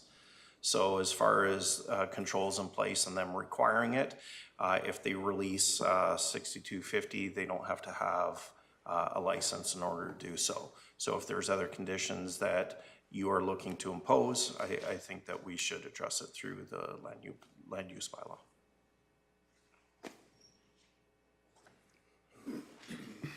Well, certainly if they're getting a free pass, then I think we have to address it. And so then I would say that we want to change that clause to go back to where we were, to say that cannot be released into a natural drainage system, and the applicant should have alternative management options. Okay, we'll remove that. Because if they get a free pass under a certain cubic meterage, I don't think that's reasonable. And I don't think that's the location that we want that stormwater going. Perfect. Okay? And there was one other one that I wanted to address, if you will allow me to do that. Under protection of agriculture lands, we did pull this one from the one that we were referring to. 1A should take place on lands considered to be poor agricultural land. We have the low production in dry corners or on, so I would just say considered to be poor agricultural land with the Canada Land Inventory rating of 4 through 7, because we don't really have dry corners. That's referring to Okay. irrigation. So I would just say if we just refer to them on lands on lands considered to be poor agricultural land with Canada Land Inventory. So just take out part of Okay. that, the low production in dry corners or on. It just, because we don't have those dry corners and stuff, so.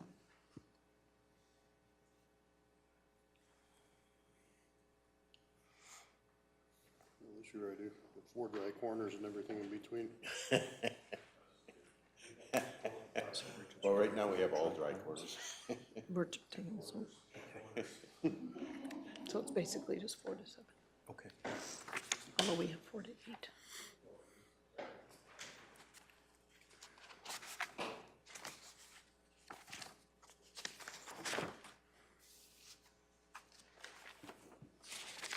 Just a comment through the reef. Should we be discussing today on the reclamation or decommissioning side of it? I don't know. I didn't see a lot on that in here compared to, from what we just had discussed at the committee as a whole, or is that something you bring back? That is noted under post-construction, Yeah, A. would be page 21.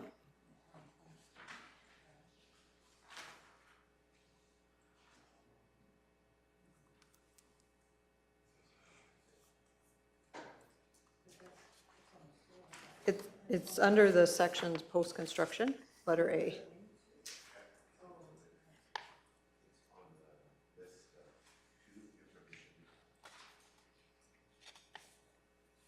Way down on K.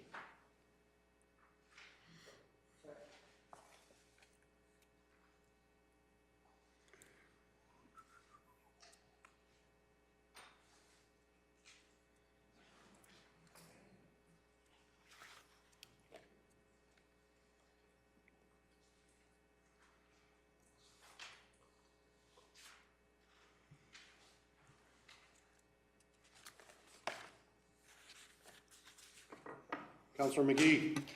I see where Council Penner's going. I had notes, I used the Foothills County Land Use Bylaw as the example that we were going to, and I thought we wanted to address all 3 points that they had there. And I would like to, I still think there's reason for that. So they address, the one that we have is addressed in theirs as well, and then we should be entered into any work required for decommissioning and reclamation. The agreement must include requirements for cost of the decommissioning, the reclamation prepared by engineer or contractor. The agreement may also require a letter of credit. I think we did say that part is out though. And then also that said is if it's out of service over a period of time, and I think we talked about a year. I can't remember, I didn't write the time frame down in my notes, so I apologize for that. 2 years? 2 years? Okay. And so I'd like to see those added. I'm sorry, you said that's out of the foothills? Do you have a Correct. section? Yep, we altered it a bit, but those are the things we used as our guideline.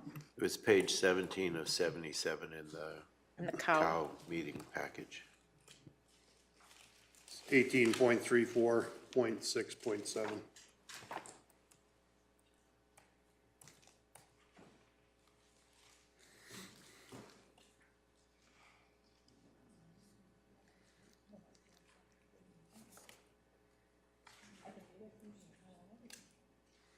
Hey, my apologies.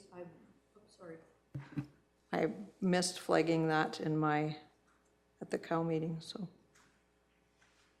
we will add that.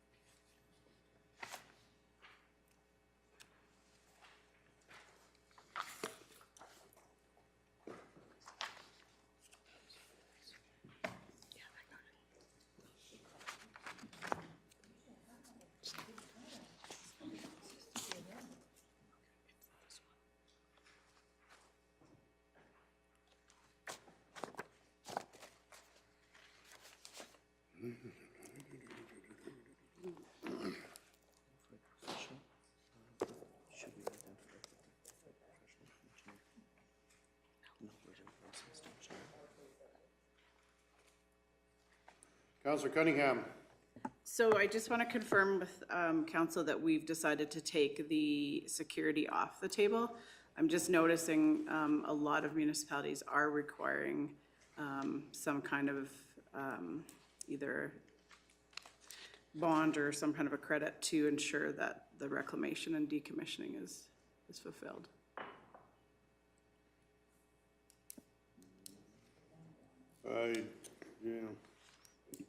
I believe, and I could be wrong here, that's up to the landowner to do that. I'm not sure as a municipality if we can do that or not, make those requests, I should. We can take some security through the development agreement.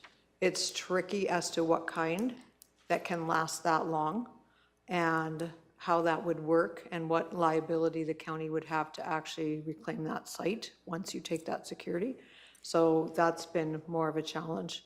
I know with the last one, there is the option to do a parent company guarantee, but we don't always have that parent company. So when it's an ADCO or Samsung and it's a subsidiary of them and they are a large company and that subsidiary decides to step out, then we have that parent company guarantee that that company will come in.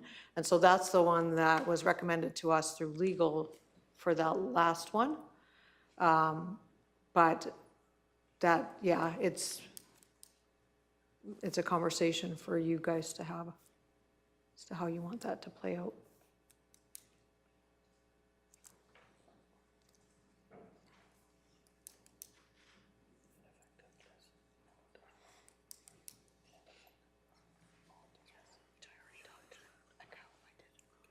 So just a question to you, Barb. When we initially investigated into taking a bond or some sort of a security, AUC that told us that we are not not able to do that. They're the only ones that are able to do that? And then they chose not to? I'd have to clarify that through legal, whether or not that's true. I do know that a bond is not an ideal type of security for the long term. And so when you're looking at potentially taking money for 25 to 30-year time period, we have to figure out what that looks like and what is able to last for that long and not become part of, if a company dissolves, part of that company asset. So again, without having legal opinions to direct us as to how best to do that, we can certainly include something that it may be taken. But even to come up with the amount is very hard to do. Councillor Cunningham? Just in speaking with another municipality that's gone through it, they were advised, and this is just from them, would definitely want to get clarification, but the AUC told them that it is a municipality's job to collect security. It is not their job to collect security. That was their conversation. So I know Red Deer's, what they have here, the applicant shall provide security in a form satisfactory to the Development Authority to ensure the reclamation decommissioning plan is implemented and to cover assignment and bankruptcy. This may include a periodic review of the security to ensure the amount is sufficient to implement the reclamation decommissioning plan. There's definitely quite a few that are doing it, but yeah, it would be good to get legal opinion on that.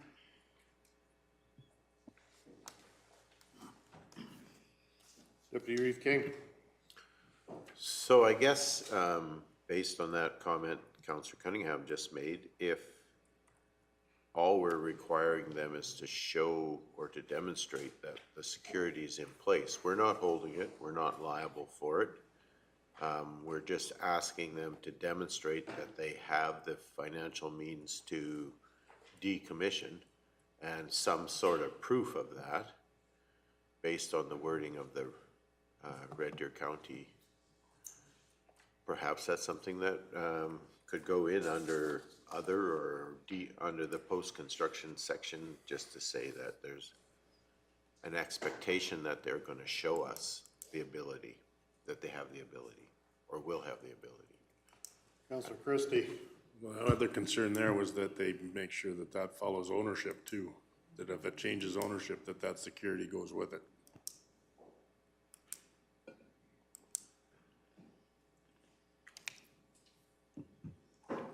So just reading up on, through the read, sorry, reading up on Paint Earth, it says a security bond or letter of credit would be required to address the decommissioning and reclamation of sites should a location be taken out of service.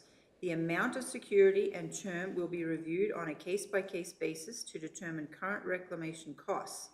Current reclamation plans to meet a minimum, at minimum, the AER requirements of removal of all improvements to a depth of 1.2 metre for subsurface installations. So I see it's in theirs. We may want to put something in, but we may want to get legal or get more information to the actual wording that which will have a little bit of a backbone to it. And are you then looking for wording that we would actually take that security, or we would just provide, they would provide proof? Proof.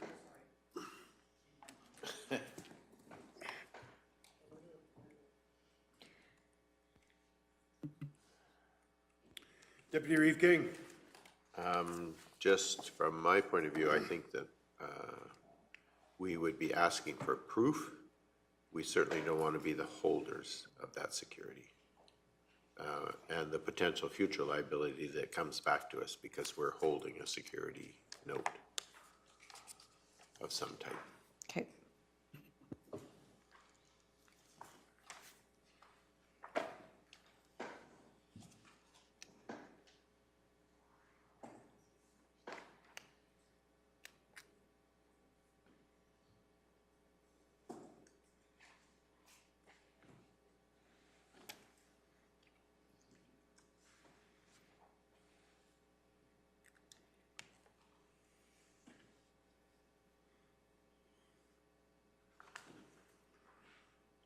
Councillor Cunningham. So I know we talked about this at Cal meeting. Do we require any proof of insurance for any of our construction projects? So that's part of the development agreement. So they do have to have proof of insurance, and I know we had to get it at the last one.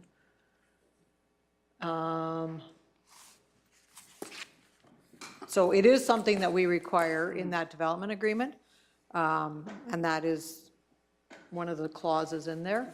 I'm not sure what the standard is right now, but it is whatever that, I mean, they're written by our lawyers, so it is whatever that legal standard is. I'm just seeing Red Deer County has it right in their renewable. It just says the applicant will provide proof of insurance, so.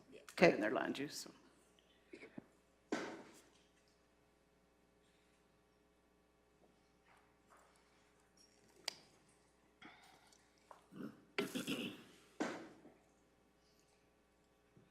Councillor Cunningham.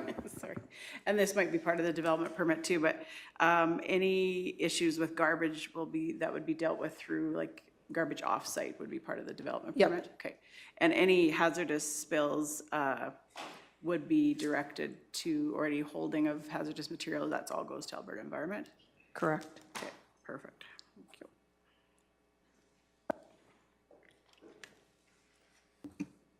Councillor Penner? Just to go back to a discussion we had earlier to do with decommissioning and when they notify us.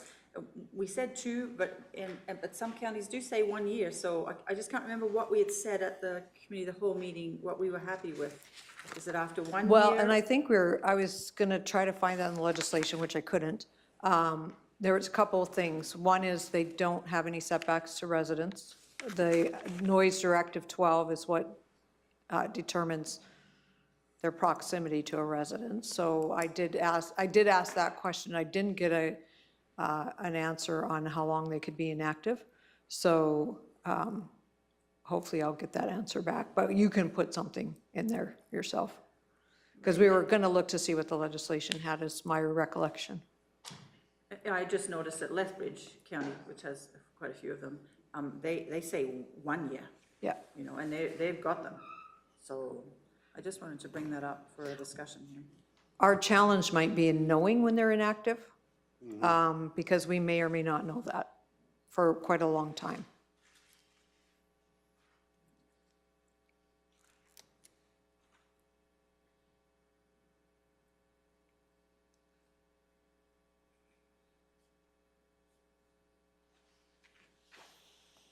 Councillor Cunningham? I'm just curious if anybody has heard of any other municipalities that are asking in terms of weed management to have the site actually seeded to grass before construction.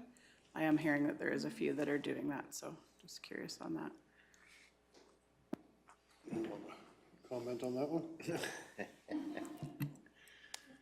Well, it's one of the things that a while ago I was proposing that be an expectation. Having watched the current one go in place with the amount of soil movement that they did there, I'm not sure that having a pre-seeded grass cover is going to give us what we really want, which is ultimately the weed management that we're looking for. So they'd really have to go in, and all their construction would have to virtually not disturb the grass cover that they established. So in some ways we're putting a punitive measure in place that they really aren't going to be able to meet. My concern is now that they're done construction, that they get established, that grass permanent forage cover. With the condition of the existing one right now, I'm wondering, I understand it has been seeded, but certainly does not appear that way right now. And maybe I can follow up with those municipalities just to see how it's worked out for them or what they maybe would do differently. So I can do that.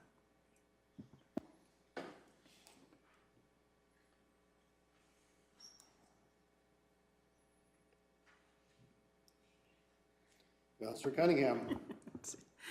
So there's the part about in post-construction that the land is returned back to its natural state or equivalent land capability.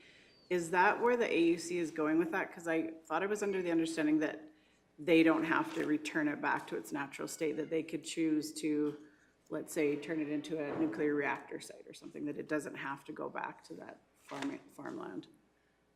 And that could be, but if they are reclaiming the site and nothing's replacing it, then it has to go back to equivalent land capability, which is why we use that terminology, because that's what the legislation says. If they change the use, then they're going through another process to change that use.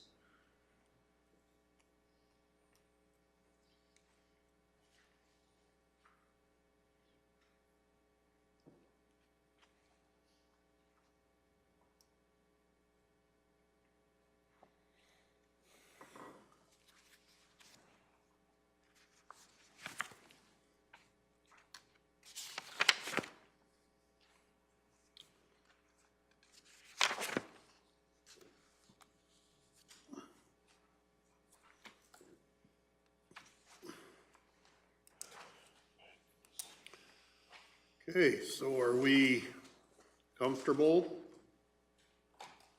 with the amendments to the land use bylaw or the change in the land use bylaw?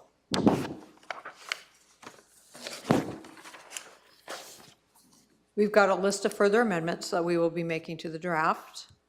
So then it can come back to the next council meeting, which is August 25th, I believe. 22nd. 22nd, okay. And at that point in time, like, you're welcome to provide first reading, and we can set the public hearing at that point in time.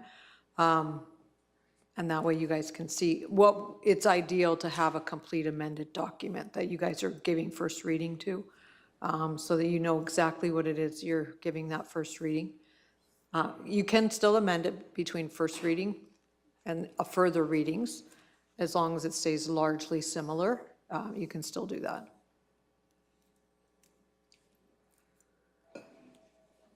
Councillor Forbes?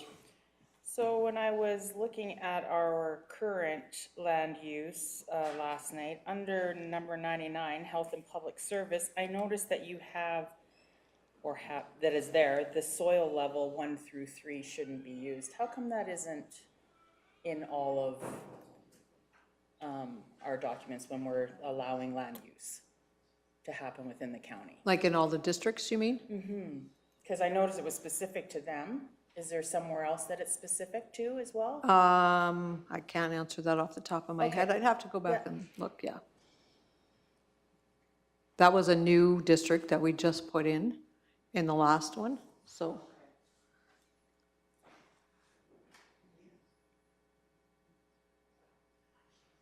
Councillor Cunningham? And I don't want to start back at ground zero, but just when Councillor Forbes mentions districts, I am seeing a lot of municipalities that are going to the district route, but anyhow. I also just wanted to note that I hope a lot of this isn't for naught, but I guess we'll have it in place.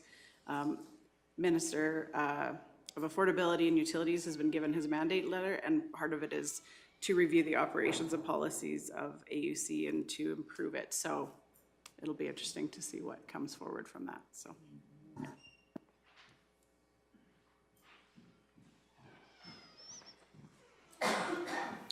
Deputy Reeve King? I guess I have greater faith in our ability to change our own land use bylaw and to put in the things that we think are important, so that if in the future the province does give us a bigger seat at the table, then we have this document in place. So I think the process that we're involved in here is really important, and so I think we need to press forward as quickly as possible. So I'll look forward to seeing the document on the 22nd. And I do want to acknowledge the amount of work that we're putting you to and say thank you. The efforts are appreciated. Even though it may not seem like it at times, they are certainly, it is appreciated. So thank you.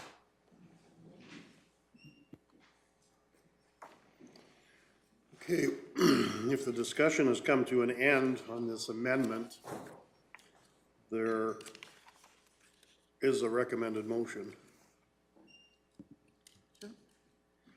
Councillor Penner?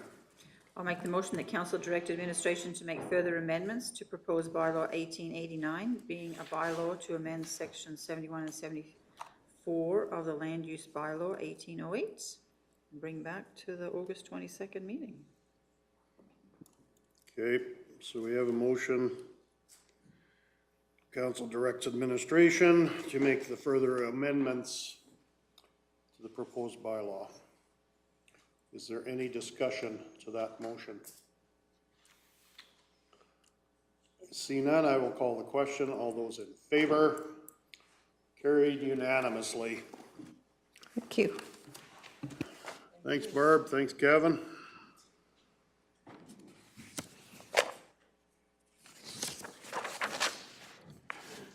Okay. Our next agenda item, 5.2. Welcome, Fallon.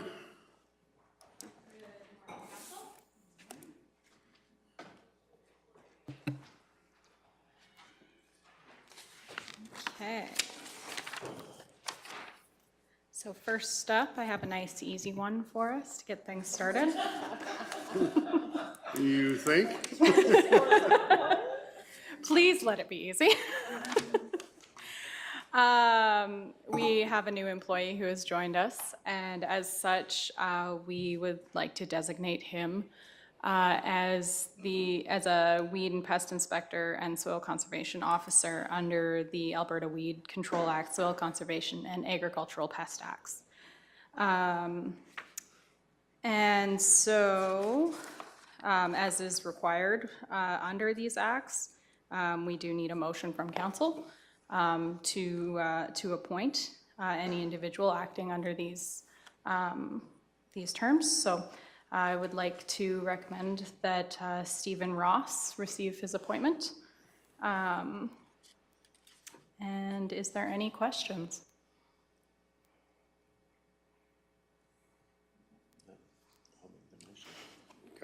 Deputy Reeve King? We're gonna make it easy on you. So then I would make the motion that council appoint for the term of his employment with Kneehill County, Stephen Ross as Weed and Pest Inspector and Soil Conservation Officer for Kneehill County under the Alberta Weed Control, Soil Conservation and Agricultural Pests Act.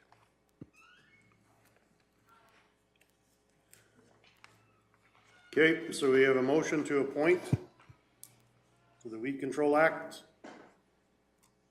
Is there any discussion? Councillor Penner? Just a quick question, is this a summer job or this is a? This is a permanent employee. This is the employee who has joined us as part-time. He will be with us, and part-time he'll be with transportation. So through the growing season, he'll be helping us with spraying and roadside mowing, which is currently underway. And then through the winter, he'll be acting in a snow removal capacity. So he's number 2 or 3 as a pest, like not in order, but I mean, we already have one, don't we, or have a pest, a weed and pest person? We designate all of our employees, so seasonal as well, so that they're able to act as an inspector for all of our programs. So club root inspections, weed inspections, those soil conservation issues. I'm really happy to see this position was filled because weeds love the drought. Mm-hmm. And so they will be identified during this season. So. Okay, is there any other further discussion to the motion? I shall call the question. All those in favor? Carried unanimously. Okay. All right, and you have another I do. state of agricultural disaster. Yes. So just make sure I have everything here. And Carolyn, I do.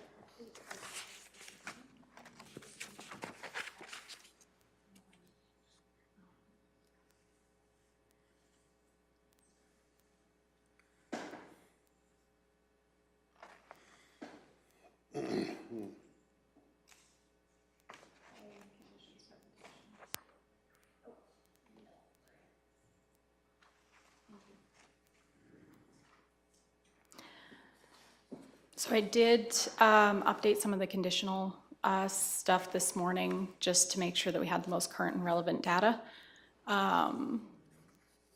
And so I'll just be going through the RFD to start and then going through the presentation. So at the June 19th ASB meeting, the board requested that administration investigate the conditions outlined by the rural municipalities of Alberta for a declaration of agricultural disaster due to the mounting drought conditions facing Kneehill County producers.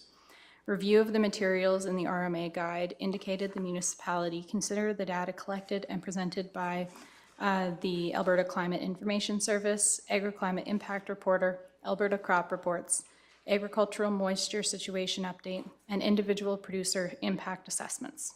The 2023 season has been challenging, with the season starting off unseasonably early and warm with very little snowpack to feed soil moisture reserves. This, with a lack of the typical seasonal rain in the spring and early summer, means vegetation has had very little moisture to aid in germination and growth.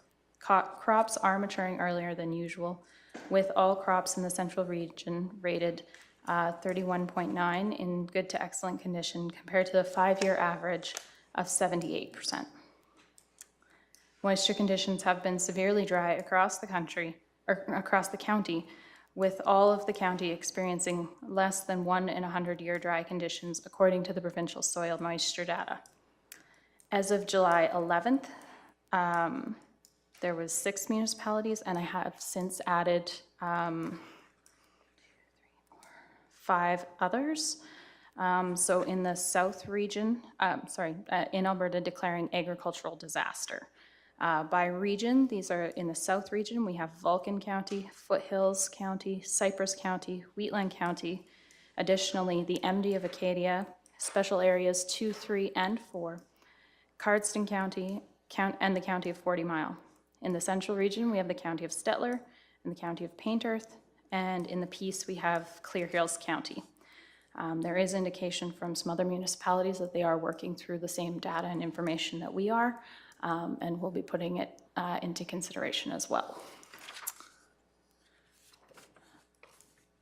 So from the RMA guide, municipal declarations of agriculture disaster do not automatically trigger access to increased funding programs, provincially or federally. Declaring municipal agricultural disasters may serve as indicators for province-wide declarations and can bring awareness to challenges facing agriculture in specific areas of the province. Administration will continue to monitor conditions throughout the season and will advise council if the conditions change to warrant a review of the declaration of agriculture emergency within the county this season. So moving through into my presentation here, just to review some of the data.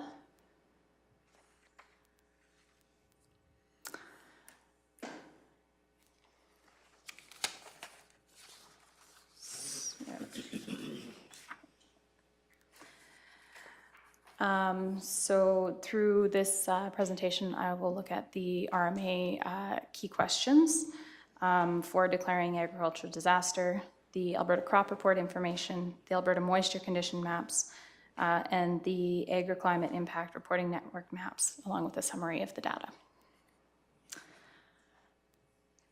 So looking at the RMA guide to declaring agricultural disaster, there are 5 key questions that they recommend reviewing prior to declaration. 1 is, does the state of agriculture disaster cover the entire area or just a region within the municipality?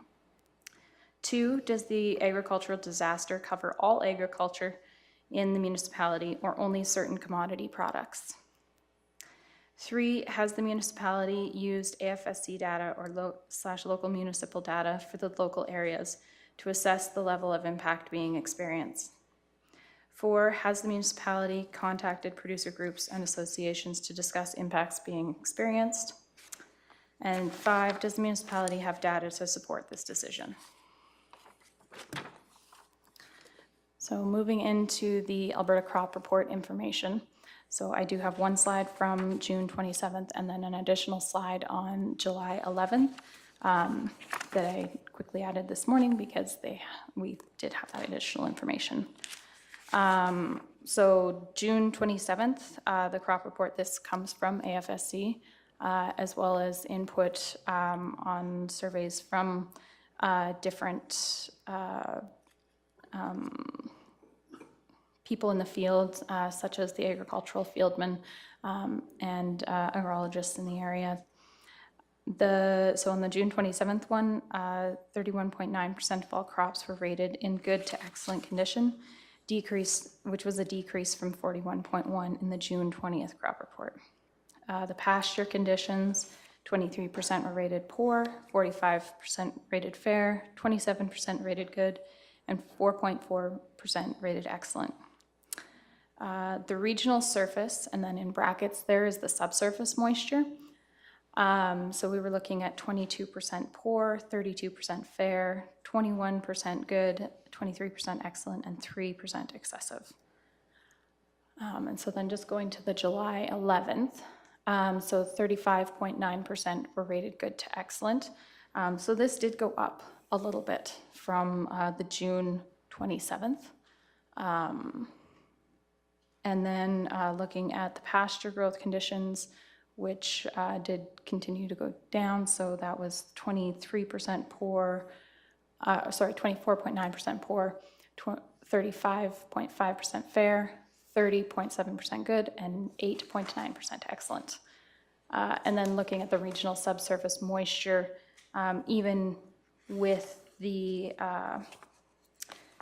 recent rain that we have had, it hasn't been quite enough to bump that regional percentage.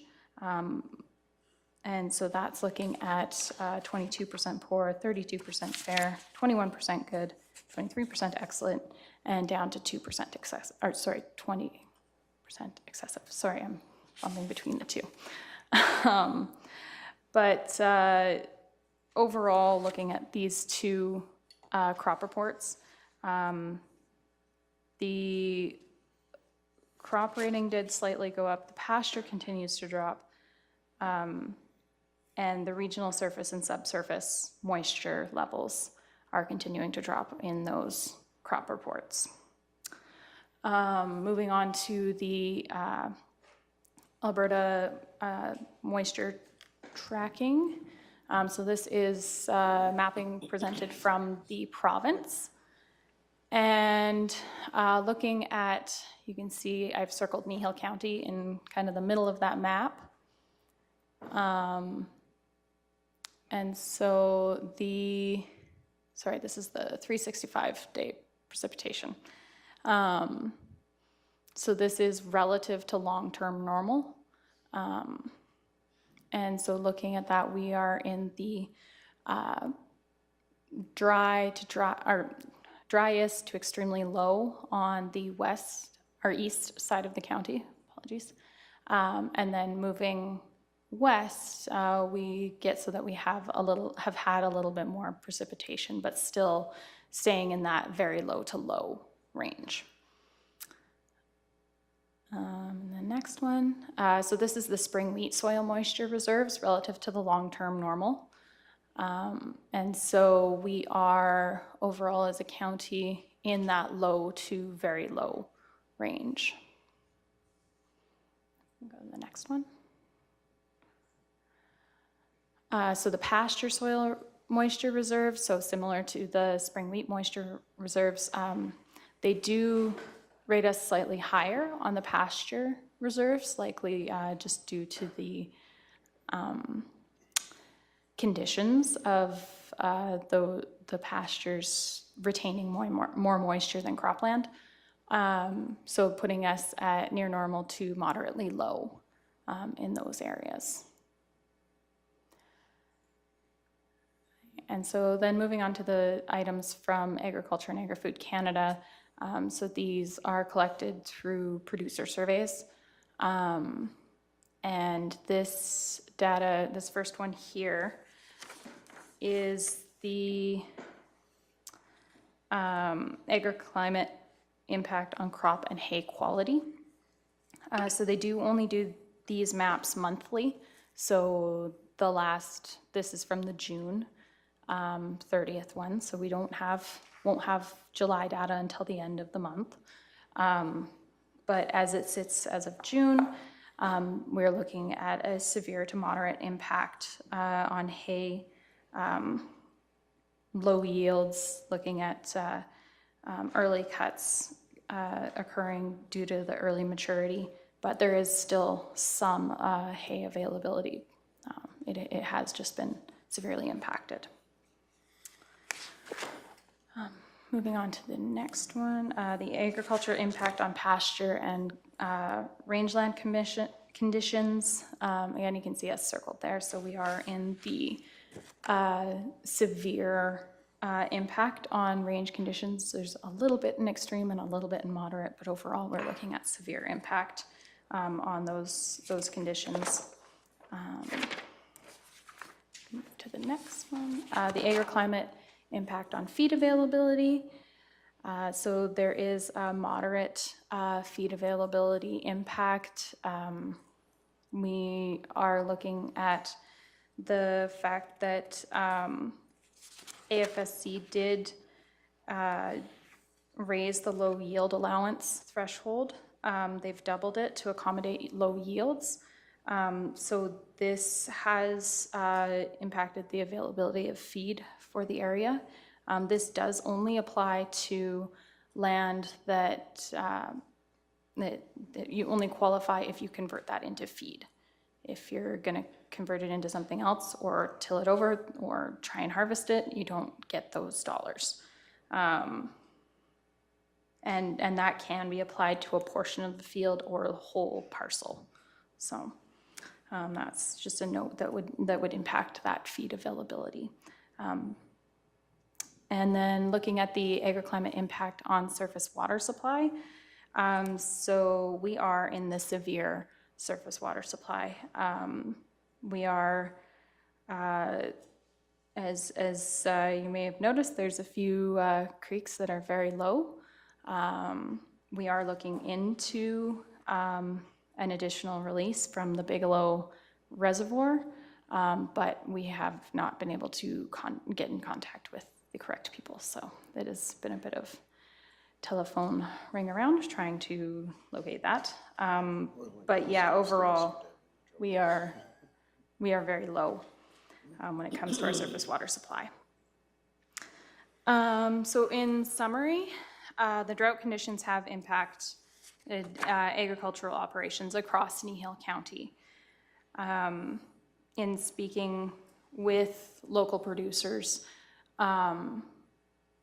the impacts are more severe in certain regions, particularly to the east of Trochu region. Others have an impact, but not to the severity. Overall, pasture and water availability are a primary concern for the whole county. And then, yeah, the local data supports the regional and crop moisture data from the provincial resources, and the environmental conditions have impacted all commodities based on the data that we have been able to source. Are there any questions? If only I knew, Wade. There's no comment. Next week, then. Just a comment. Councillor Penner. Thanks for bringing this forward, because we have fielded some comments or phone calls from ratepayers in regards to water supply, in particular the Three Hills Creek, and their concern about oil companies still having their equipment in the creek, and whether they're pumping or not. So, and I know you've heard from them too, the ratepayers and that, and if I'm not sure if you wanted to add any more to that, or you just want to wait and let us know once you hear back from Alberta Environment with release to, or can you explain how that works at all with the release? Is there a certain level they can, do you know any of that I am information? not aware. That's why I've been trying to track down the right people to talk to. Apparently the regions had been changed and I was calling the wrong office, which they didn't tell me until about 4 voicemails later. So. Okay. So yeah, as soon as I can get a hold of the right person to talk to, I will let you guys know when and if that release will happen. Which will be interesting to see, because some people do have licenses to pull out of the Bigelow Dam. So I'm just wondering what to be able to say to our ratepayers, you know, how that is dealt with too. Mm-hmm. Yeah, for sure. Councillor Cunningham. Just further to Councillor Penner's comments, I too have got calls from ratepayers that are concerned about the water that is being drawn from oil companies. This was something new to me, and I think it'd probably be new to a lot of ratepayers, is that there is a number to call. And I'm just wondering if that's something we could maybe publicize a bit, so people, if they do have a concern, that they can call. I believe it's a 1-800 number. And I was just quite curious too, do they follow up with you at all after, like if Alberta Environment comes out for a concern, do they follow up with you as a county? Only if I was the one who put the concern in. Okay. The concerns that go to them, they have no agreement to notify us of anything going on, so. Which I guess is a bit unfortunate, yeah, would be, because I mean, a lot of it, we do hear from our ratepayers, but sometimes we don't, so it'd be interesting to know where, yeah. Okay, thank you. And in regards to oil fields, so those do go through the Alberta Energy Regulator. So there is different jurisdictions when it comes to certain licenses for those industries versus the overall water use and things like the dam. Those come out of a completely different department. So it's trying to match all of those pieces. Well, and I guess our ratepayers shouldn't be scared to call in or not know which department to call, Absolutely. just make the call if they have any concerns, especially, Yeah. we're not even out of July yet, when, in regards to water, and a lot of people rely on those creeks for water, so I think, don't be afraid to make the phone call and get the wheels rolling. Yeah, and that Alberta Environment 1-800 number is for any sort of environmental concern. And then they will send you to the right department based on what your concern is. Go ahead, Mr. Gannon. Thank you. Through the chair, I just want to advise everybody that if you have any information about a spill, release, or emergency that could damage the environment, which this would fall under, call 1-800-222-6514. It's a 24-hour a day, 7-day a week call system. So hopefully they can redirect you or pull the information and be able to give you the proper person to talk to or be able to advise upwards. You want to shoot that number out one more time? Thank you. The number is 1-800-222-6514. Thank you. I would like to request that you specifically put it on our social media sites right away, as well as on our webpage for people to see, please. Councillor Cunningham. And can we confirm, is that an anonymous reporting? Like, I know some people might feel a little hesitant because, you know, a lot of people do work in the industry, but do we know if that's, like, you don't have to provide your name or anything? Nope, you are not required to provide any of your own information. It's 100% anonymous. And then they do give you the option for a callback.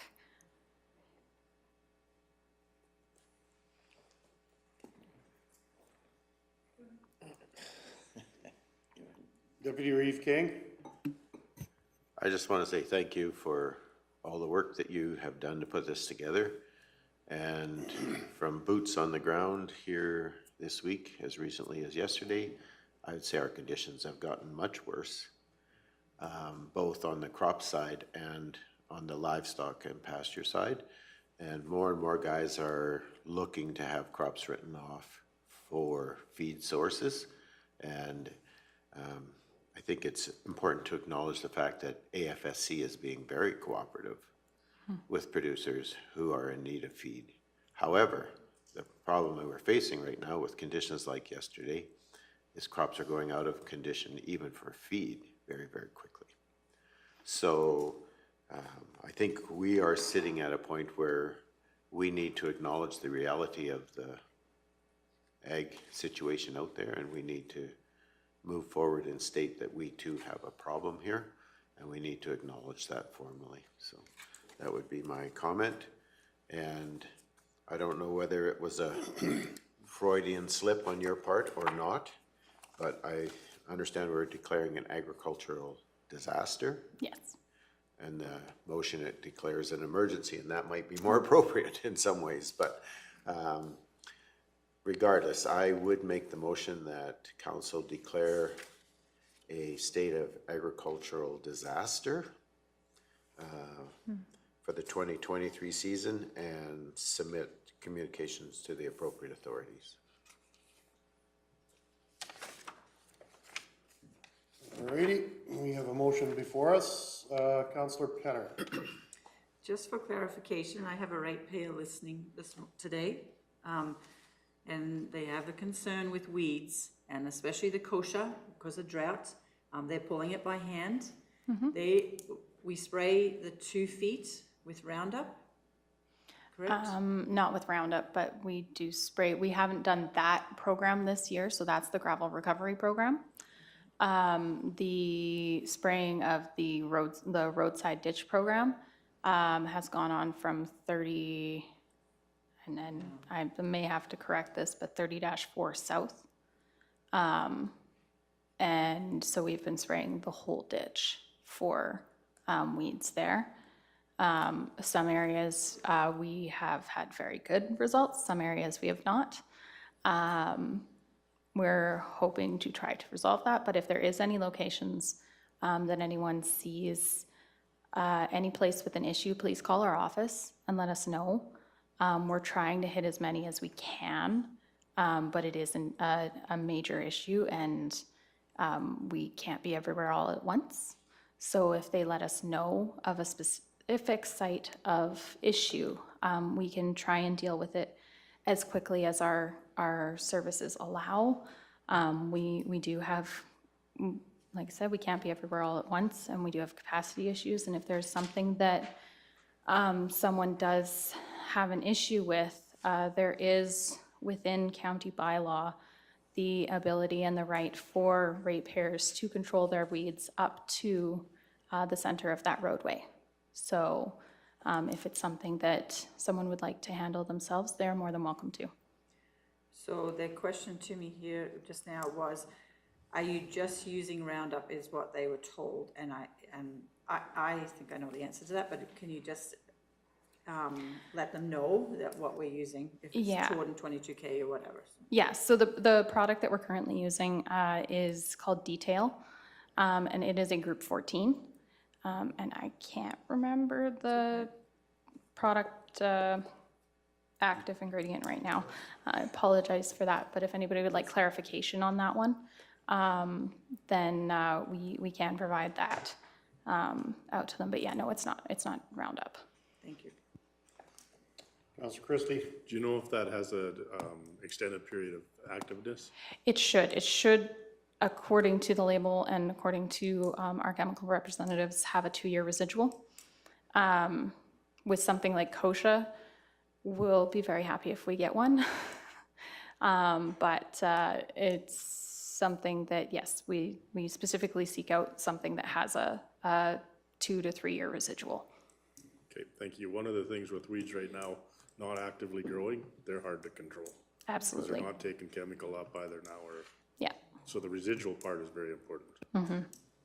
Yeah, and we are very careful when we do implement our application that we're trying to target plants when they are actively growing, and so we have a heat range that we don't go above that 27 degrees, just so that we try and apply product as effectively as possible.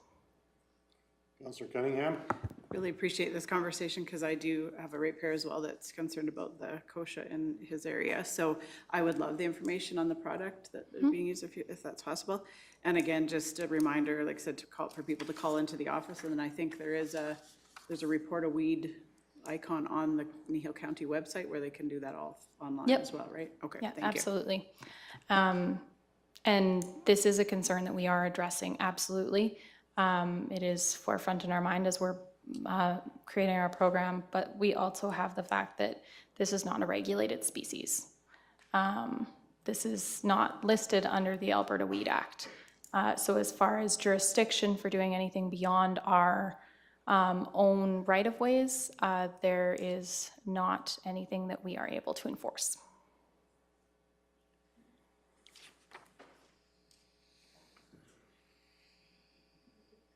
Okay, are there any other questions for the Ag Services Board member, Ag Services Board from council?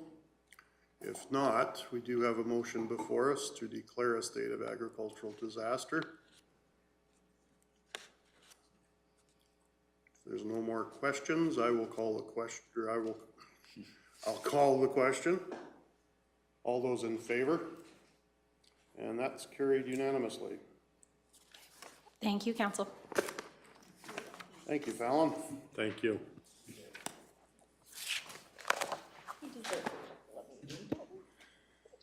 Alrighty, our next agenda item, 6.1.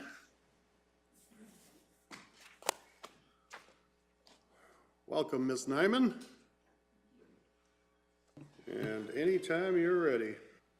Okay, good morning, Reeve Council. I'm bringing forward today a request for a decision for a sponsorship for the Alberta Municipal Taxation and Professional Association.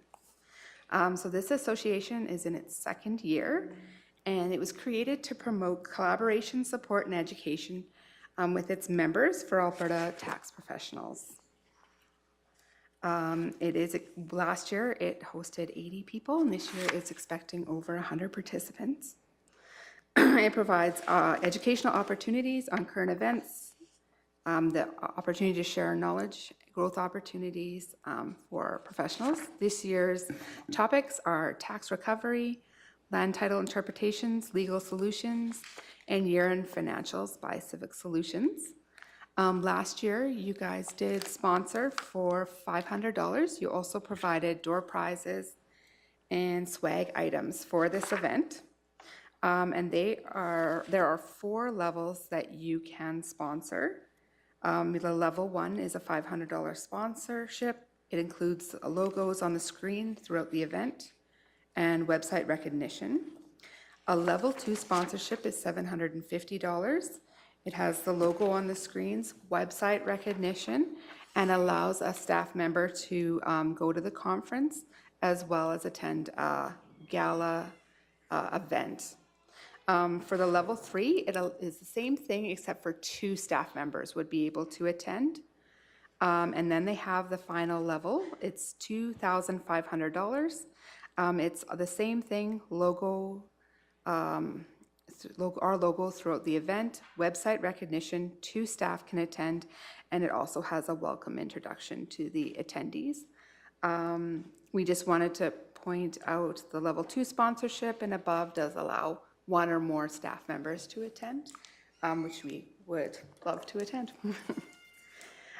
So the sponsorship funding is going to come from the 2023 budget. So we're not asking for any additional funds. And we're just asking council today to, I guess, approve a sponsorship, or I guess the option to decline is also there as well. Okay, thanks, Ms. Nyman. Deputy Reeve King. I have a question. Sure. Do we have staff members who are intending to I would to like go. to attend.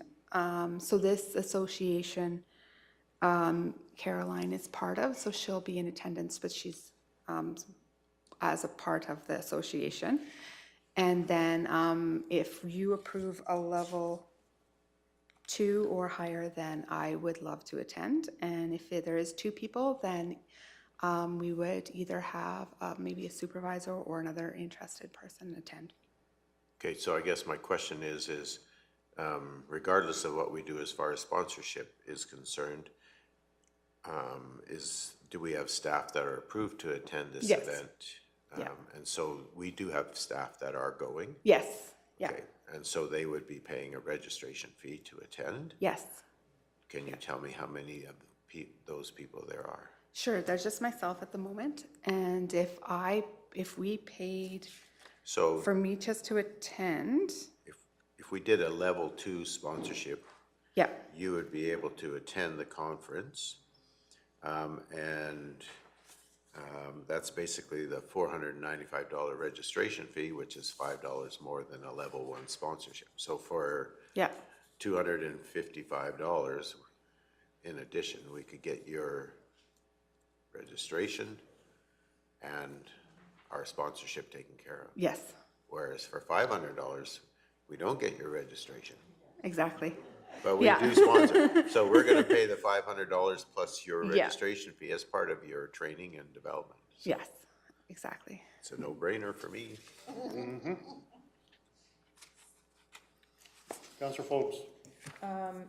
Regardless of what we choose, I'm just wondering, when you come back, could you give us a report on that, same as what council does when they go to RMA or FCM? Yeah, I would just absolutely. like to know what you learned, what you found valuable, and so that our ratepayers can see that you're going to something that is an added value to your job and this county. I would love to.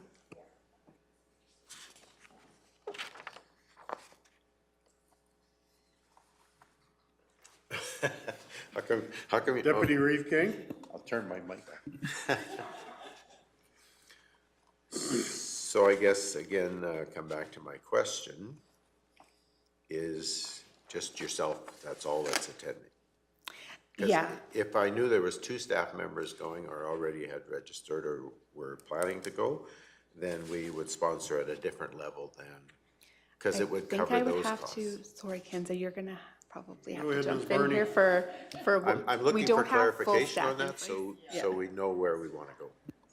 Absolutely, I'm happy to provide clarification on that matter. So at present, we do have Ms. Nyman, who will be attending and has been approved.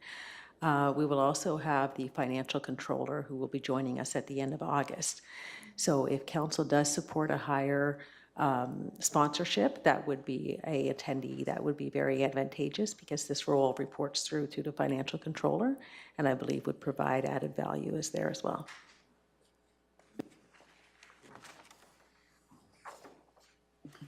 Deputy Reeve King. Well, thank you for that. That helps. So then I am going to make the motion that would include the possibility of 2 full conference registrations, so we'll get value for that, and we'll get our sponsorship also. So I'll make the motion to approve a level 3 sponsorship at $1,500 with funds to come from the 2023 operating budget. And I just acknowledge that we're getting 2 people trained and a sponsorship at that, so. Okay, thank you very much. We have a motion before us to approve a level 3 sponsorship. Is there any discussion to that motion? I see none. I'll call the question. All those in favor? And that is carried unanimously. Thank you. Thanks, Ms. Nyman.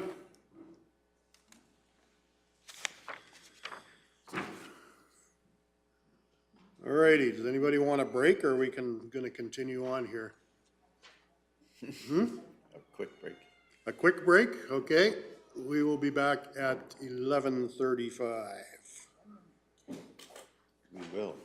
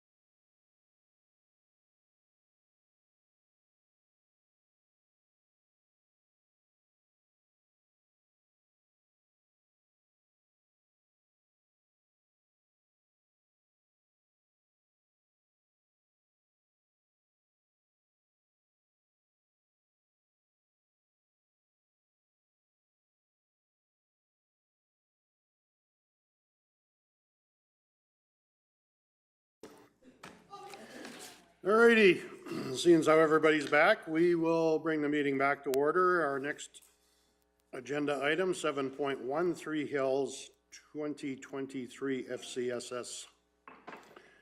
Ms. Vanderkool, you're taking this? I am taking this. All right, to the right Good, I page. didn't want to surprise you. Perfect. Thank you, Council. I bring to you the Three Hills 2023 FCSS Community Discovery Night. This event takes place annually in the community. FCSS is the organizer of this event. It's a trade show style format where certain support and community groups come together and provide information to area residents. Kneehill County most often partakes in this event. The peace officers share a table with the area councillors, and it's a great opportunity for council members to visit with people in the community and have a chance to answer any questions they might have. If council wishes to attend again, we don't require motion for attendance, but just to let administration know who wishes to attend, and for council to make a motion to receive this report for information.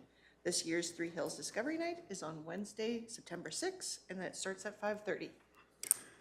Is there any questions? Councillor Cunningham. So I already have it on my calendar, so I am more than happy to attend, and that is, of course, part of my base rate. And yeah, I attended last year, and it was very enjoyable. It was fun, especially watching all the kids come up and speak with the peace officers. That was a lot of fun. So yeah, I'm happy to be there.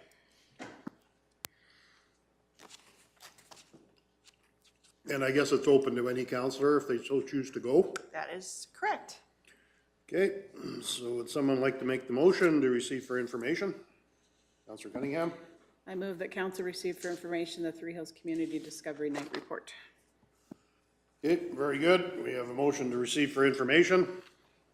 Any discussion to that motion? We'll call the question. All those in favor? Carried unanimously. Okay, Kneehill Regional Partnership Annual Report. Presented by I'll take this one, Reeve. Ms. Vanderkool. Thank you. Thank you, Mr. Chair and Council. I bring you the Kneehill Regional Partnership Annual Report. Councillor McGee is the chairman of this committee, so please, Councillor McGee, if you have anything to add, please do so. This is the first annual report the committee has produced. The Kneehill Regional Partnership has been in existence since 2005, but the committee established a new protocol, like a terms of reference, in late 2020. One of the terms of the protocol is that an annual report is established and distributed to all partnership municipalities so everyone can see all the amazing things the committee has completed or worked on during the year. Another requirement is to list all the potential projects and training for the upcoming year. All member municipalities have a chance to submit their project and training ideas, and then the committee prioritizes them and are voted upon before budgets are passed to ensure each municipality has budget money for the upcoming initiatives. All project and training ideas have to be supported with a council resolution. RFD will be coming to council in a nearby future meeting with all the initiatives for the next 2024 year. There are no financial implications, however, for information purposes, Kneehill County does pay annually $1.50 per capita, which is around $7,500 annually, which provides base funding to this committee. I think that covers most of it. Councillor McGee, do you have anything to add? You did great. So if council has any questions about the annual report, I'm sure Councillor McGee would love to answer them.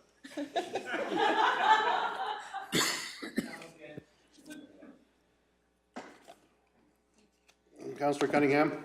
So, Councillor McGee, just on behalf of myself, I just want to say thank you for all the work that you folks do. I have thoroughly enjoyed all the presentations and training that you guys have offered, so please pass that on to the committee. It's been very good. Thank you.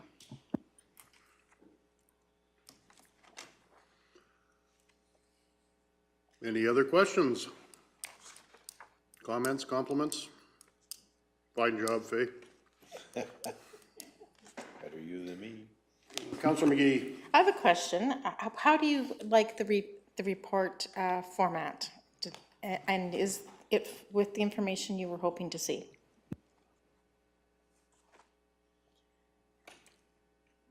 Councillor Penner.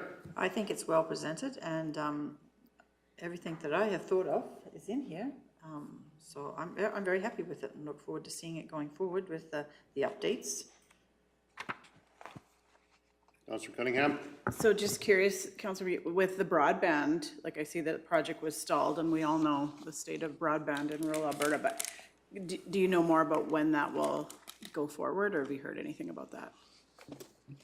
I think we'd have to look for councils of the municipalities to ask for that to be brought forward again. Yeah.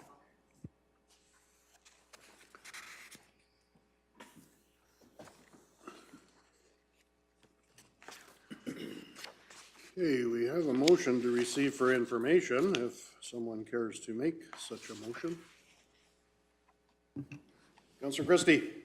So moved. Okay, we have a motion to receive for information as presented. All those in favor? Carried unanimously.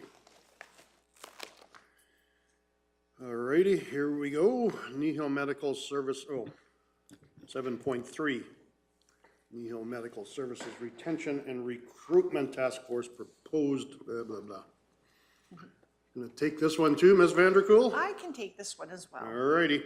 So thank you, Mr. Chair and Council. I bring you the Kneehill Medical Services Retention and Recruitment Task Force proposed incentive change for upcoming physicians. Couldn't make it a longer title for this, but here we are.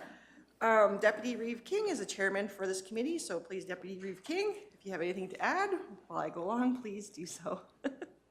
The Kneehill Medical Services Retention and Recruitment Task Force sent a letter to all participating municipalities informing them that they are thinking about amending the incentive program that is provided to new physicians setting up their practice in the area. The current funding model provides new doctors $50,000 that is paid out over 3 years if the doctors meet the requirements set out in the agreement.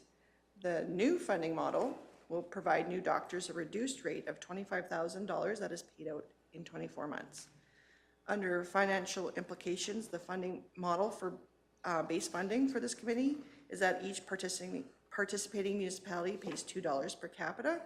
Kneehill's county share is around $10,070 annually. The other municipalities contribute around $10,850 with a total annual budget around $21,000. The task force is asking council if they have any input they would like to propose in this matter. Deputy Reeve King, do you have anything else you wanted to add? Sure. So originally, when this letter was proposed to be sent to the different municipalities, we were under the impression we needed your approval. I've been informed since then that we really don't need your approval, that we can make this decision. We have the mandate to do it. However, we are interested in your input.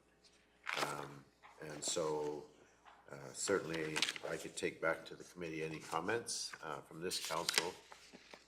We have made this change because we've determined that the financial incentives are not necessarily as effective, no matter what their size is, as it might be to focus more, maybe perhaps direct some of that money towards other types of retention activities. So the hope is that the money that's saved on the bonus side would be used more so for other types of incentives for the clinic and the doctors there. Councillor McGee. Could I have definition to how long the probation is? And when it says 10,000 at the end of 24 months, does that mean the full 24 months or 24 months after probation period? So it depends, probation period is somewhat dependent on whether they're Canadian or foreign trained doctors. So the length of the probation period can be different. So if you're a foreign trained doctor, your probation period is going to be longer. And so it's a more lengthy process for them. So I think that if you're a Canadian trained doctor, the probation period really is determined by the clinic. And if you're a foreign trained doctor, it's determined by the clinic and by AHS, I guess, the provincial authority. So it could be as long as a year plus, it could be as short as 3 months.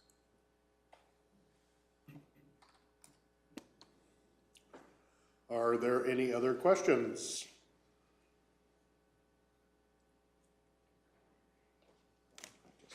Deputy Reeve King. And the other thing that maybe I should just say is that all of these doctors will have to have signed a service agreement with the medical clinic before they're eligible for any of this. So there is an agreement by the doctors to provide medical services through the clinic prior to our bonus and incentives taking place.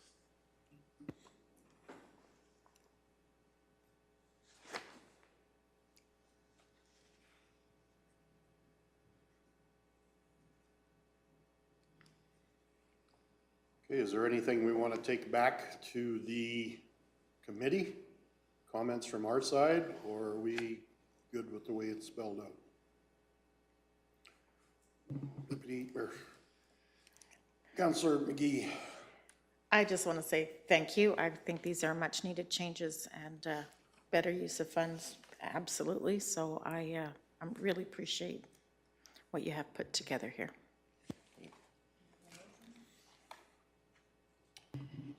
Therefore, I will receive as information, make the motion to receive the correspondence regarding proposed incentive changes for incoming physicians as information. All righty. Councillor Christie. I just had a question on their probation. When they come, they have hospital privileges, or it's after their probation period, or do you know?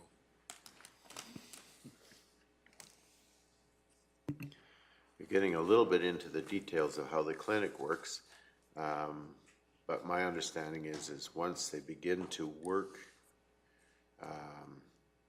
in the clinic, they are also functioning within the hospital.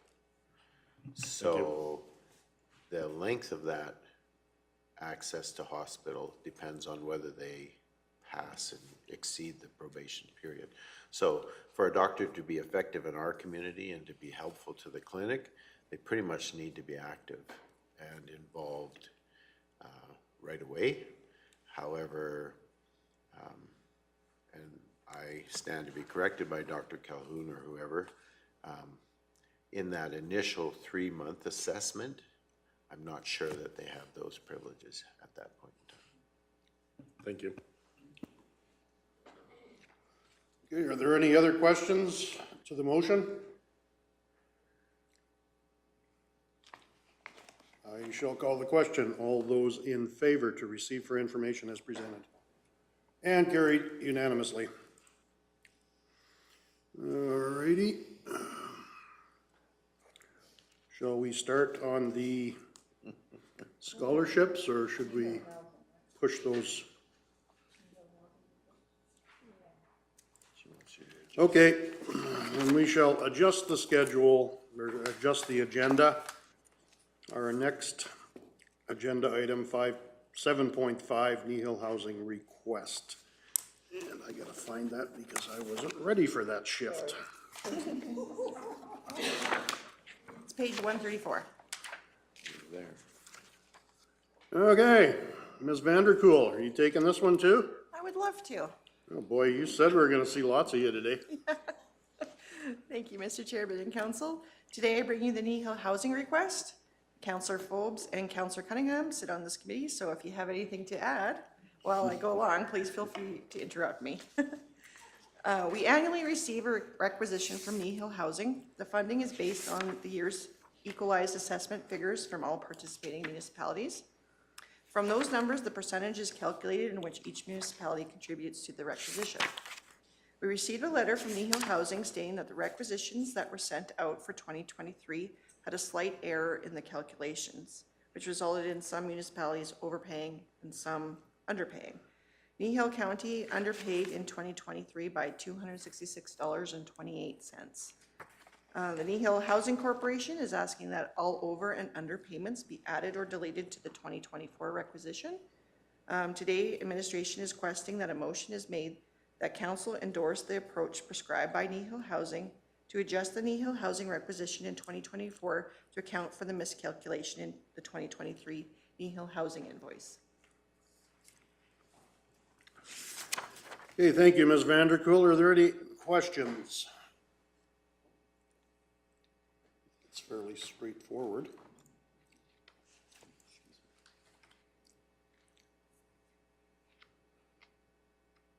Councillor McGee? I'll make the motion that council endorse the approach prescribed by Kneehill Housing to adjust the Kneehill Housing requisition in 2024 to account for the miscalculation in the 2023 Kneehill Housing requisition. Okay, thank you very much. We have a motion as presented on screen. Any discussion to that motion? If not, all those in favor? Carried unanimously. Okay, we'll skip ahead to council and committee reports. There's nothing here as a written report, but I did want to share verbal with the meeting, I wouldn't call it a meeting, I would call it a function that I attended with MP Shields at the Acme Centerra Greenhouse and Solterra Salami Plant.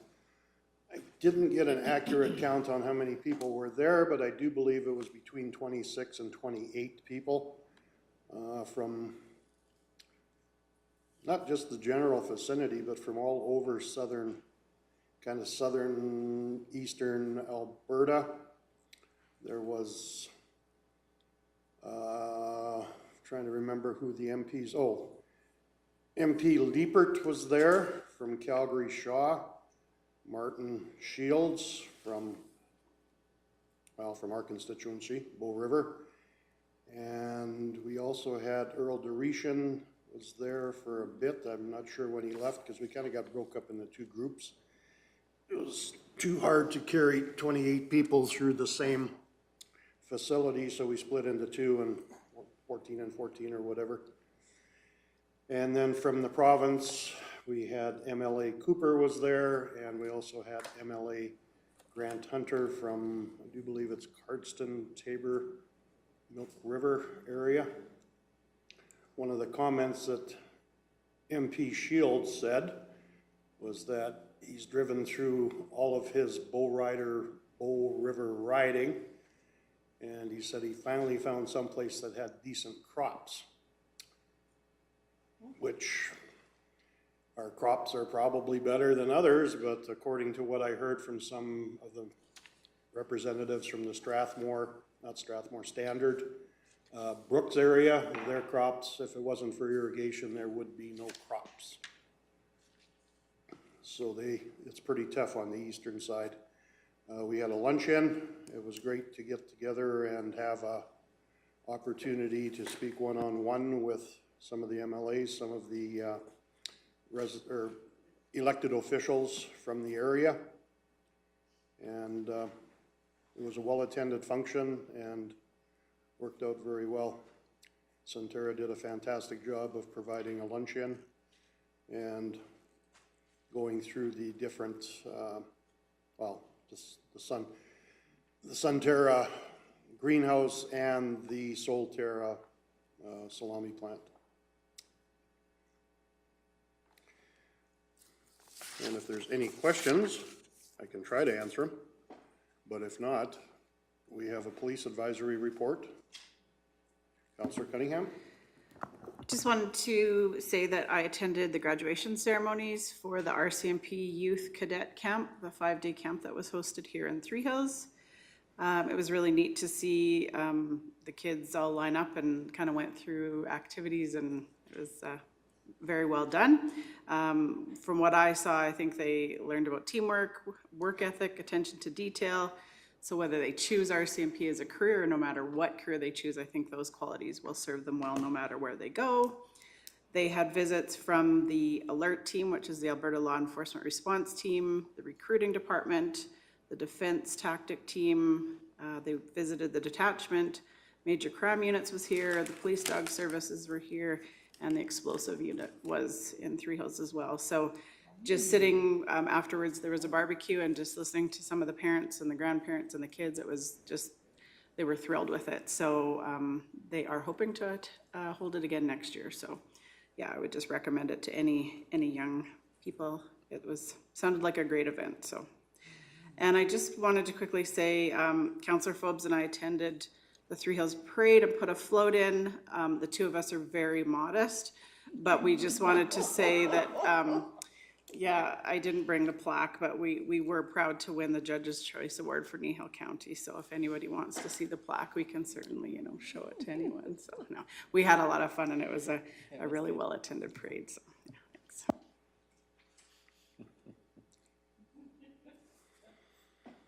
Okay, any questions? If not, you could receive for information as presented. Can I do mine? Oh, sorry, I didn't realize yours. Okay, you go ahead. Deputy Reeve King. Where the hell did I write that? Oh, Trochu Housing. I had it written here. Sorry, Deputy Reeve King. So there's not an awful lot by way of update for Trochu Housing other than to say that we are still waiting on Alberta Health to make a decision for our benefit. There was recently just opened a new round of applications for more affordable housing for Albertans. So the Affordable Housing Partnership Program just opened up again for a second round of applications. So we have got our foot in that door. And I promised the Mayor of Trochu that I would be very well behaved in terms of my comments related to how this funding has been distributed in the past and why we are still waiting, so I'm going to do that. So just to note that we are still waiting. We are very hopeful still. However, it's been a long wait.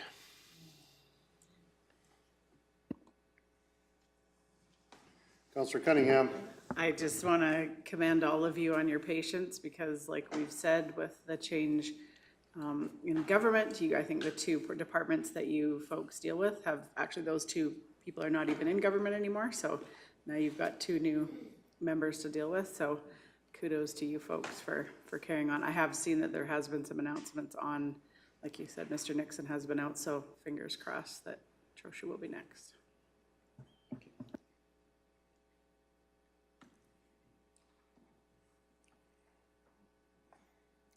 And I think that brings to end our council and committee reports.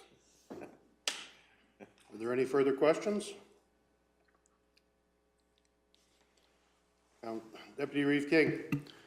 So then I'll make the motion to accept for information the council and committee reports as presented. Okay, we have a motion to receive the reports as presented. All those in favor? Carried unanimously. I did not notice dinner here yet, so what we will do is we'll do the council follow-up action list. Are there any questions to the Councillor Phobes? Just wondering if Mr. Zier could do a quick update on the night that we held in Torrington for the Rongor overlay. Yes, definitely, through the chair. So there was a ratepayer meeting held on June 27th at the Rongor Arena. This ratepayer meeting was basically initiated based on the overlay project that was proposed and was approved for the area. It was attended by a number of ratepayers in the area. Personal invitations went out to ratepayers adjacent to the roads to make sure that we informed them that there was this information meeting coming up, as well as representatives from council, from administration, as well as our engineering consultant attended. So basically the meeting was an overview of the project. just kind of giving some timelines for scheduling, giving some contact information for any residents in the area to be able to relay any comments or concerns of the project as it's going forward. And really just to front end the community on the project as a whole, and just to make sure that everyone's aware of what was coming up. It is a really neat initiative that council is moving forward with on these communication avenues here, where we're actually going out on these specific projects, the larger projects. We're not necessarily going to do them on only the smaller ones, culvert replacements, that sort of thing. But these bigger projects that are going to affect both traffic as well as conditions in the area for a number of weeks or months. We just want to make sure that the council, that the ratepayers were informed of that. So I think it was a really good attendance, and a lot of the questions asked were really, had really good intent behind them, and a really good event overall.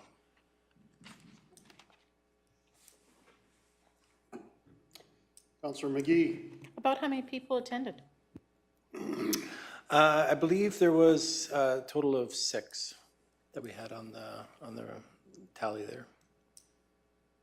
And like I say, it was I think, boy, we only probably sent out between 16 and 20 invitations because it was a shorter project, 6 miles there. So that's a fairly good turnout for that level of invitations already. We see a pretty good response on that, so.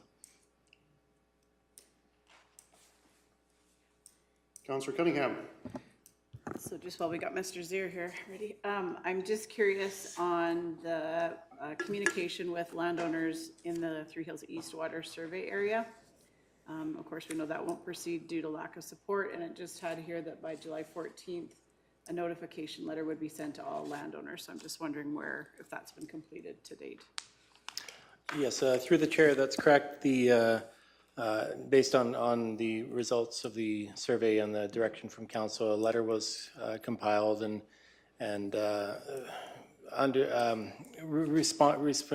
sent out to residents in the water service area. We sent it to every single resident that we had within there, regardless if they were on had a residence or if it was a bare land parcel, that sort of thing. So my understanding of that went out last week. Councillor McGee.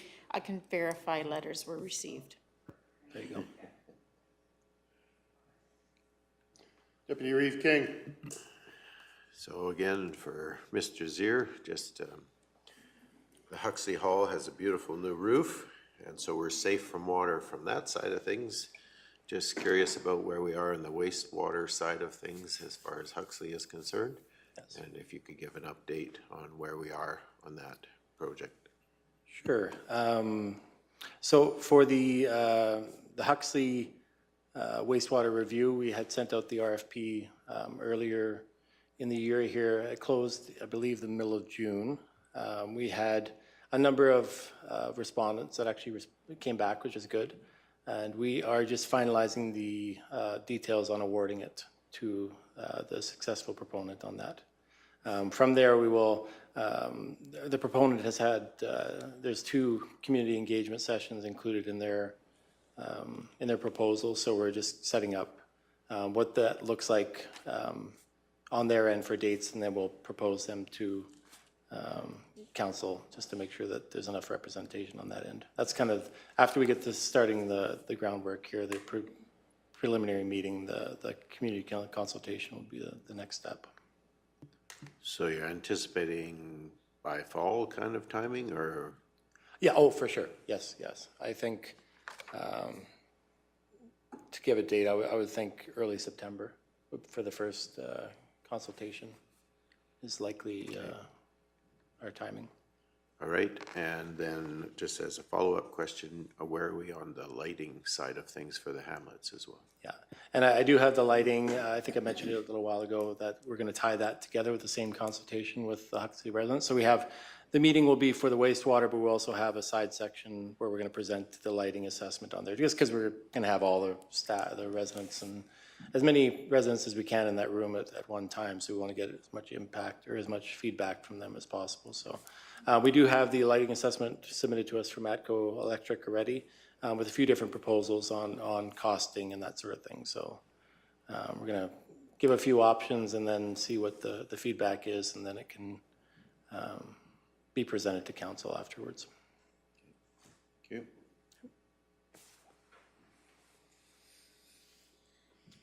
Councillor McGee. I was hoping to get a update on how the Growing Kneehill event is going, the long table tickets, and maybe a little bit of what to expect at the country market.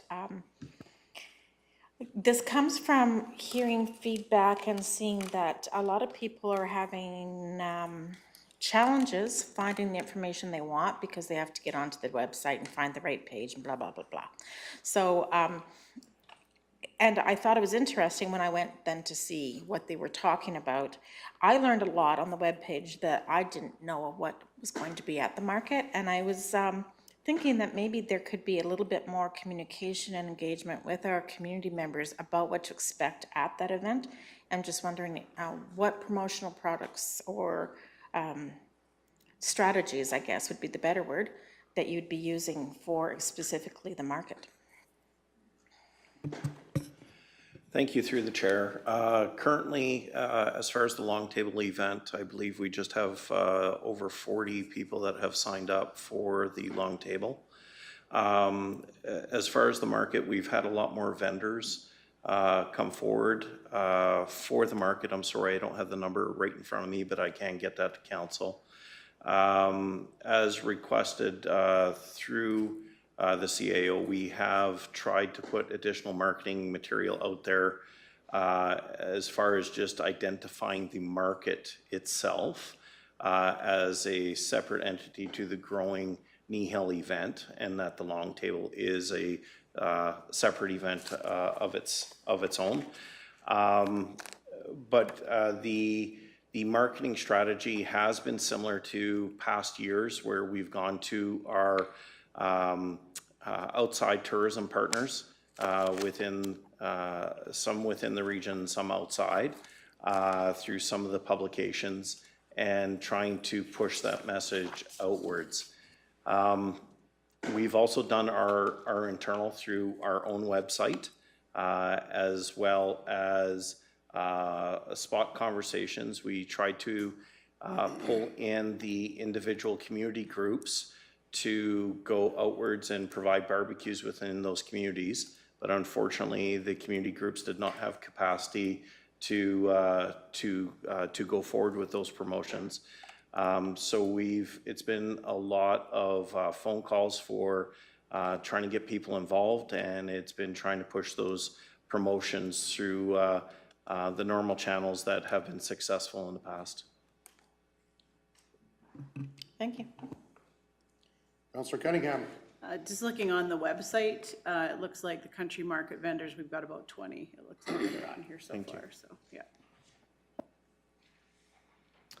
There were even efforts of trying to bring petting farm and different things in there, but unfortunately, you know, some of the other activities we tried to perform and bring to the market, we haven't been successful for. It's either late booking or there's been no availability for other reasons. And some of the companies that we've actually addressed to come forward, they're now closed. So we've gone to different extenses to try to bring a family atmosphere to the Growing Kneehill event and promote it within the Vision Council expressed to have that one day full of events and different participants through the market, the 20 that we see so far. We did receive more sponsorship than previous years, so that's been good. But still, we're putting some great efforts of going out and trying to get individuals to come forward and be part of this event.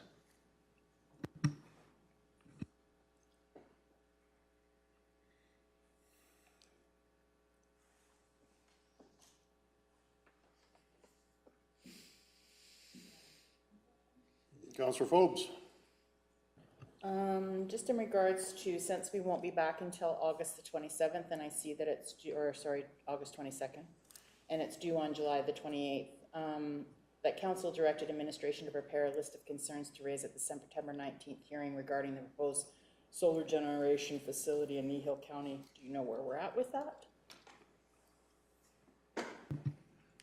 Through the chair, from my understanding is that through our August meeting, once we have the approval of our land use bylaw, we're looking at having additional conversations potentially in camera of what that direction will be to ensure that it's alignment with the land use bylaw amendment and to ensure that the CEO is aware of the direction council wants to present at that meeting.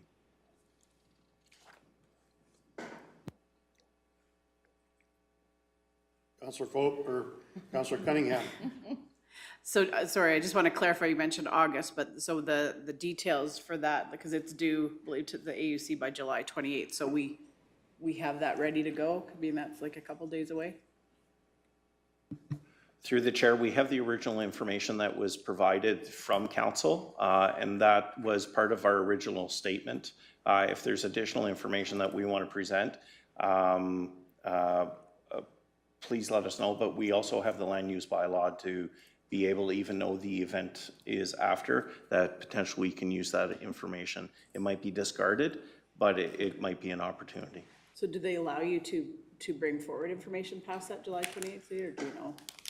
From what I understand, no, they don't. But there may be an opportunity that if the question does get asked, we have the opportunity to potentially rebut and provide our opinion. But providing information after that point, I believe, is being strictly adhered to, no different from any other mandated legal proceeding as it's looked at. Perfect, thank you. Councillor Cunningham? Sorry, this is it for me. So not on the list, but I know a couple meetings we've talked about the status of the capital equipment plan and that it would be coming forward soon. I have one more ratepayer that's been after me for a little while, so just wondering when we can expect that. Through the chair, yes, we are putting the final touches on that piece just to make sure it's easily digestible by council, and we will have that to council next week.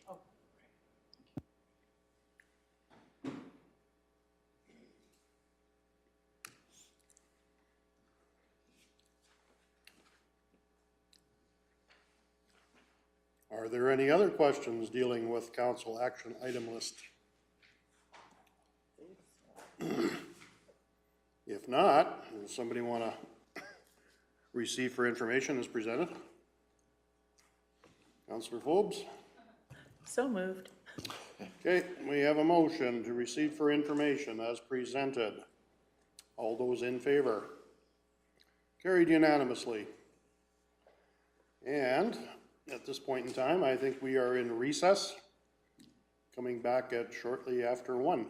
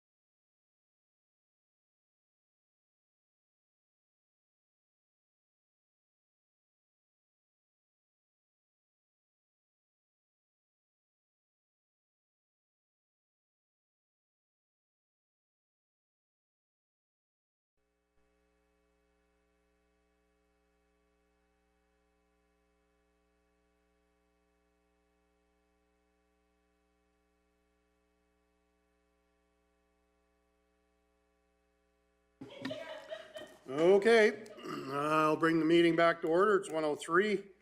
Our next agenda item, we will do in closed session under FOIP of Section 17, third-party business. Someone like to move us into closed session? Councillor Cunningham, all those in favor? Carried unanimously.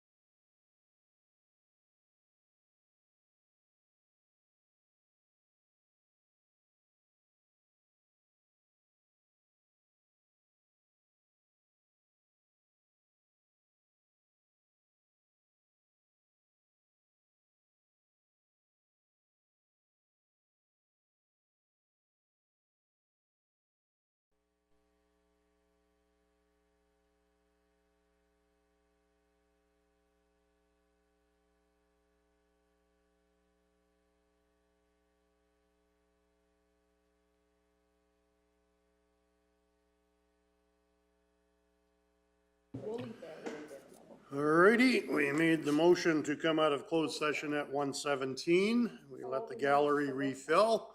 It is now 1:19. We are bringing the meeting back to order. Someone care to make a motion? Councillor Penner. First of all, I'd like to thank everyone who submitted. This is probably it is, in my books, the closest and the hardest decision that I've had to make with this. I wish you all the best with your future schooling endeavours. And at this point, I'd make the motion that council award the 2023 Kneehill County Scholarship in the amount of $2,000 each to Anna Dow and Kylie Robinson. Okay, thank you. We have a motion before us, and I also want to echo Councillor Penner's thoughts. This was a very difficult decision to be made. I congratulate each and every one of the applicants for applying. You don't know how close this was. So that being said, we have a motion before us. Anna Dow, Kylie Robertson, all those in favor, and that is carried unanimously. Thank you. That does bring us, I do believe, to the end of our agenda for today. So at 1:20, I shall adjourn the meeting of July 25th. Thank you.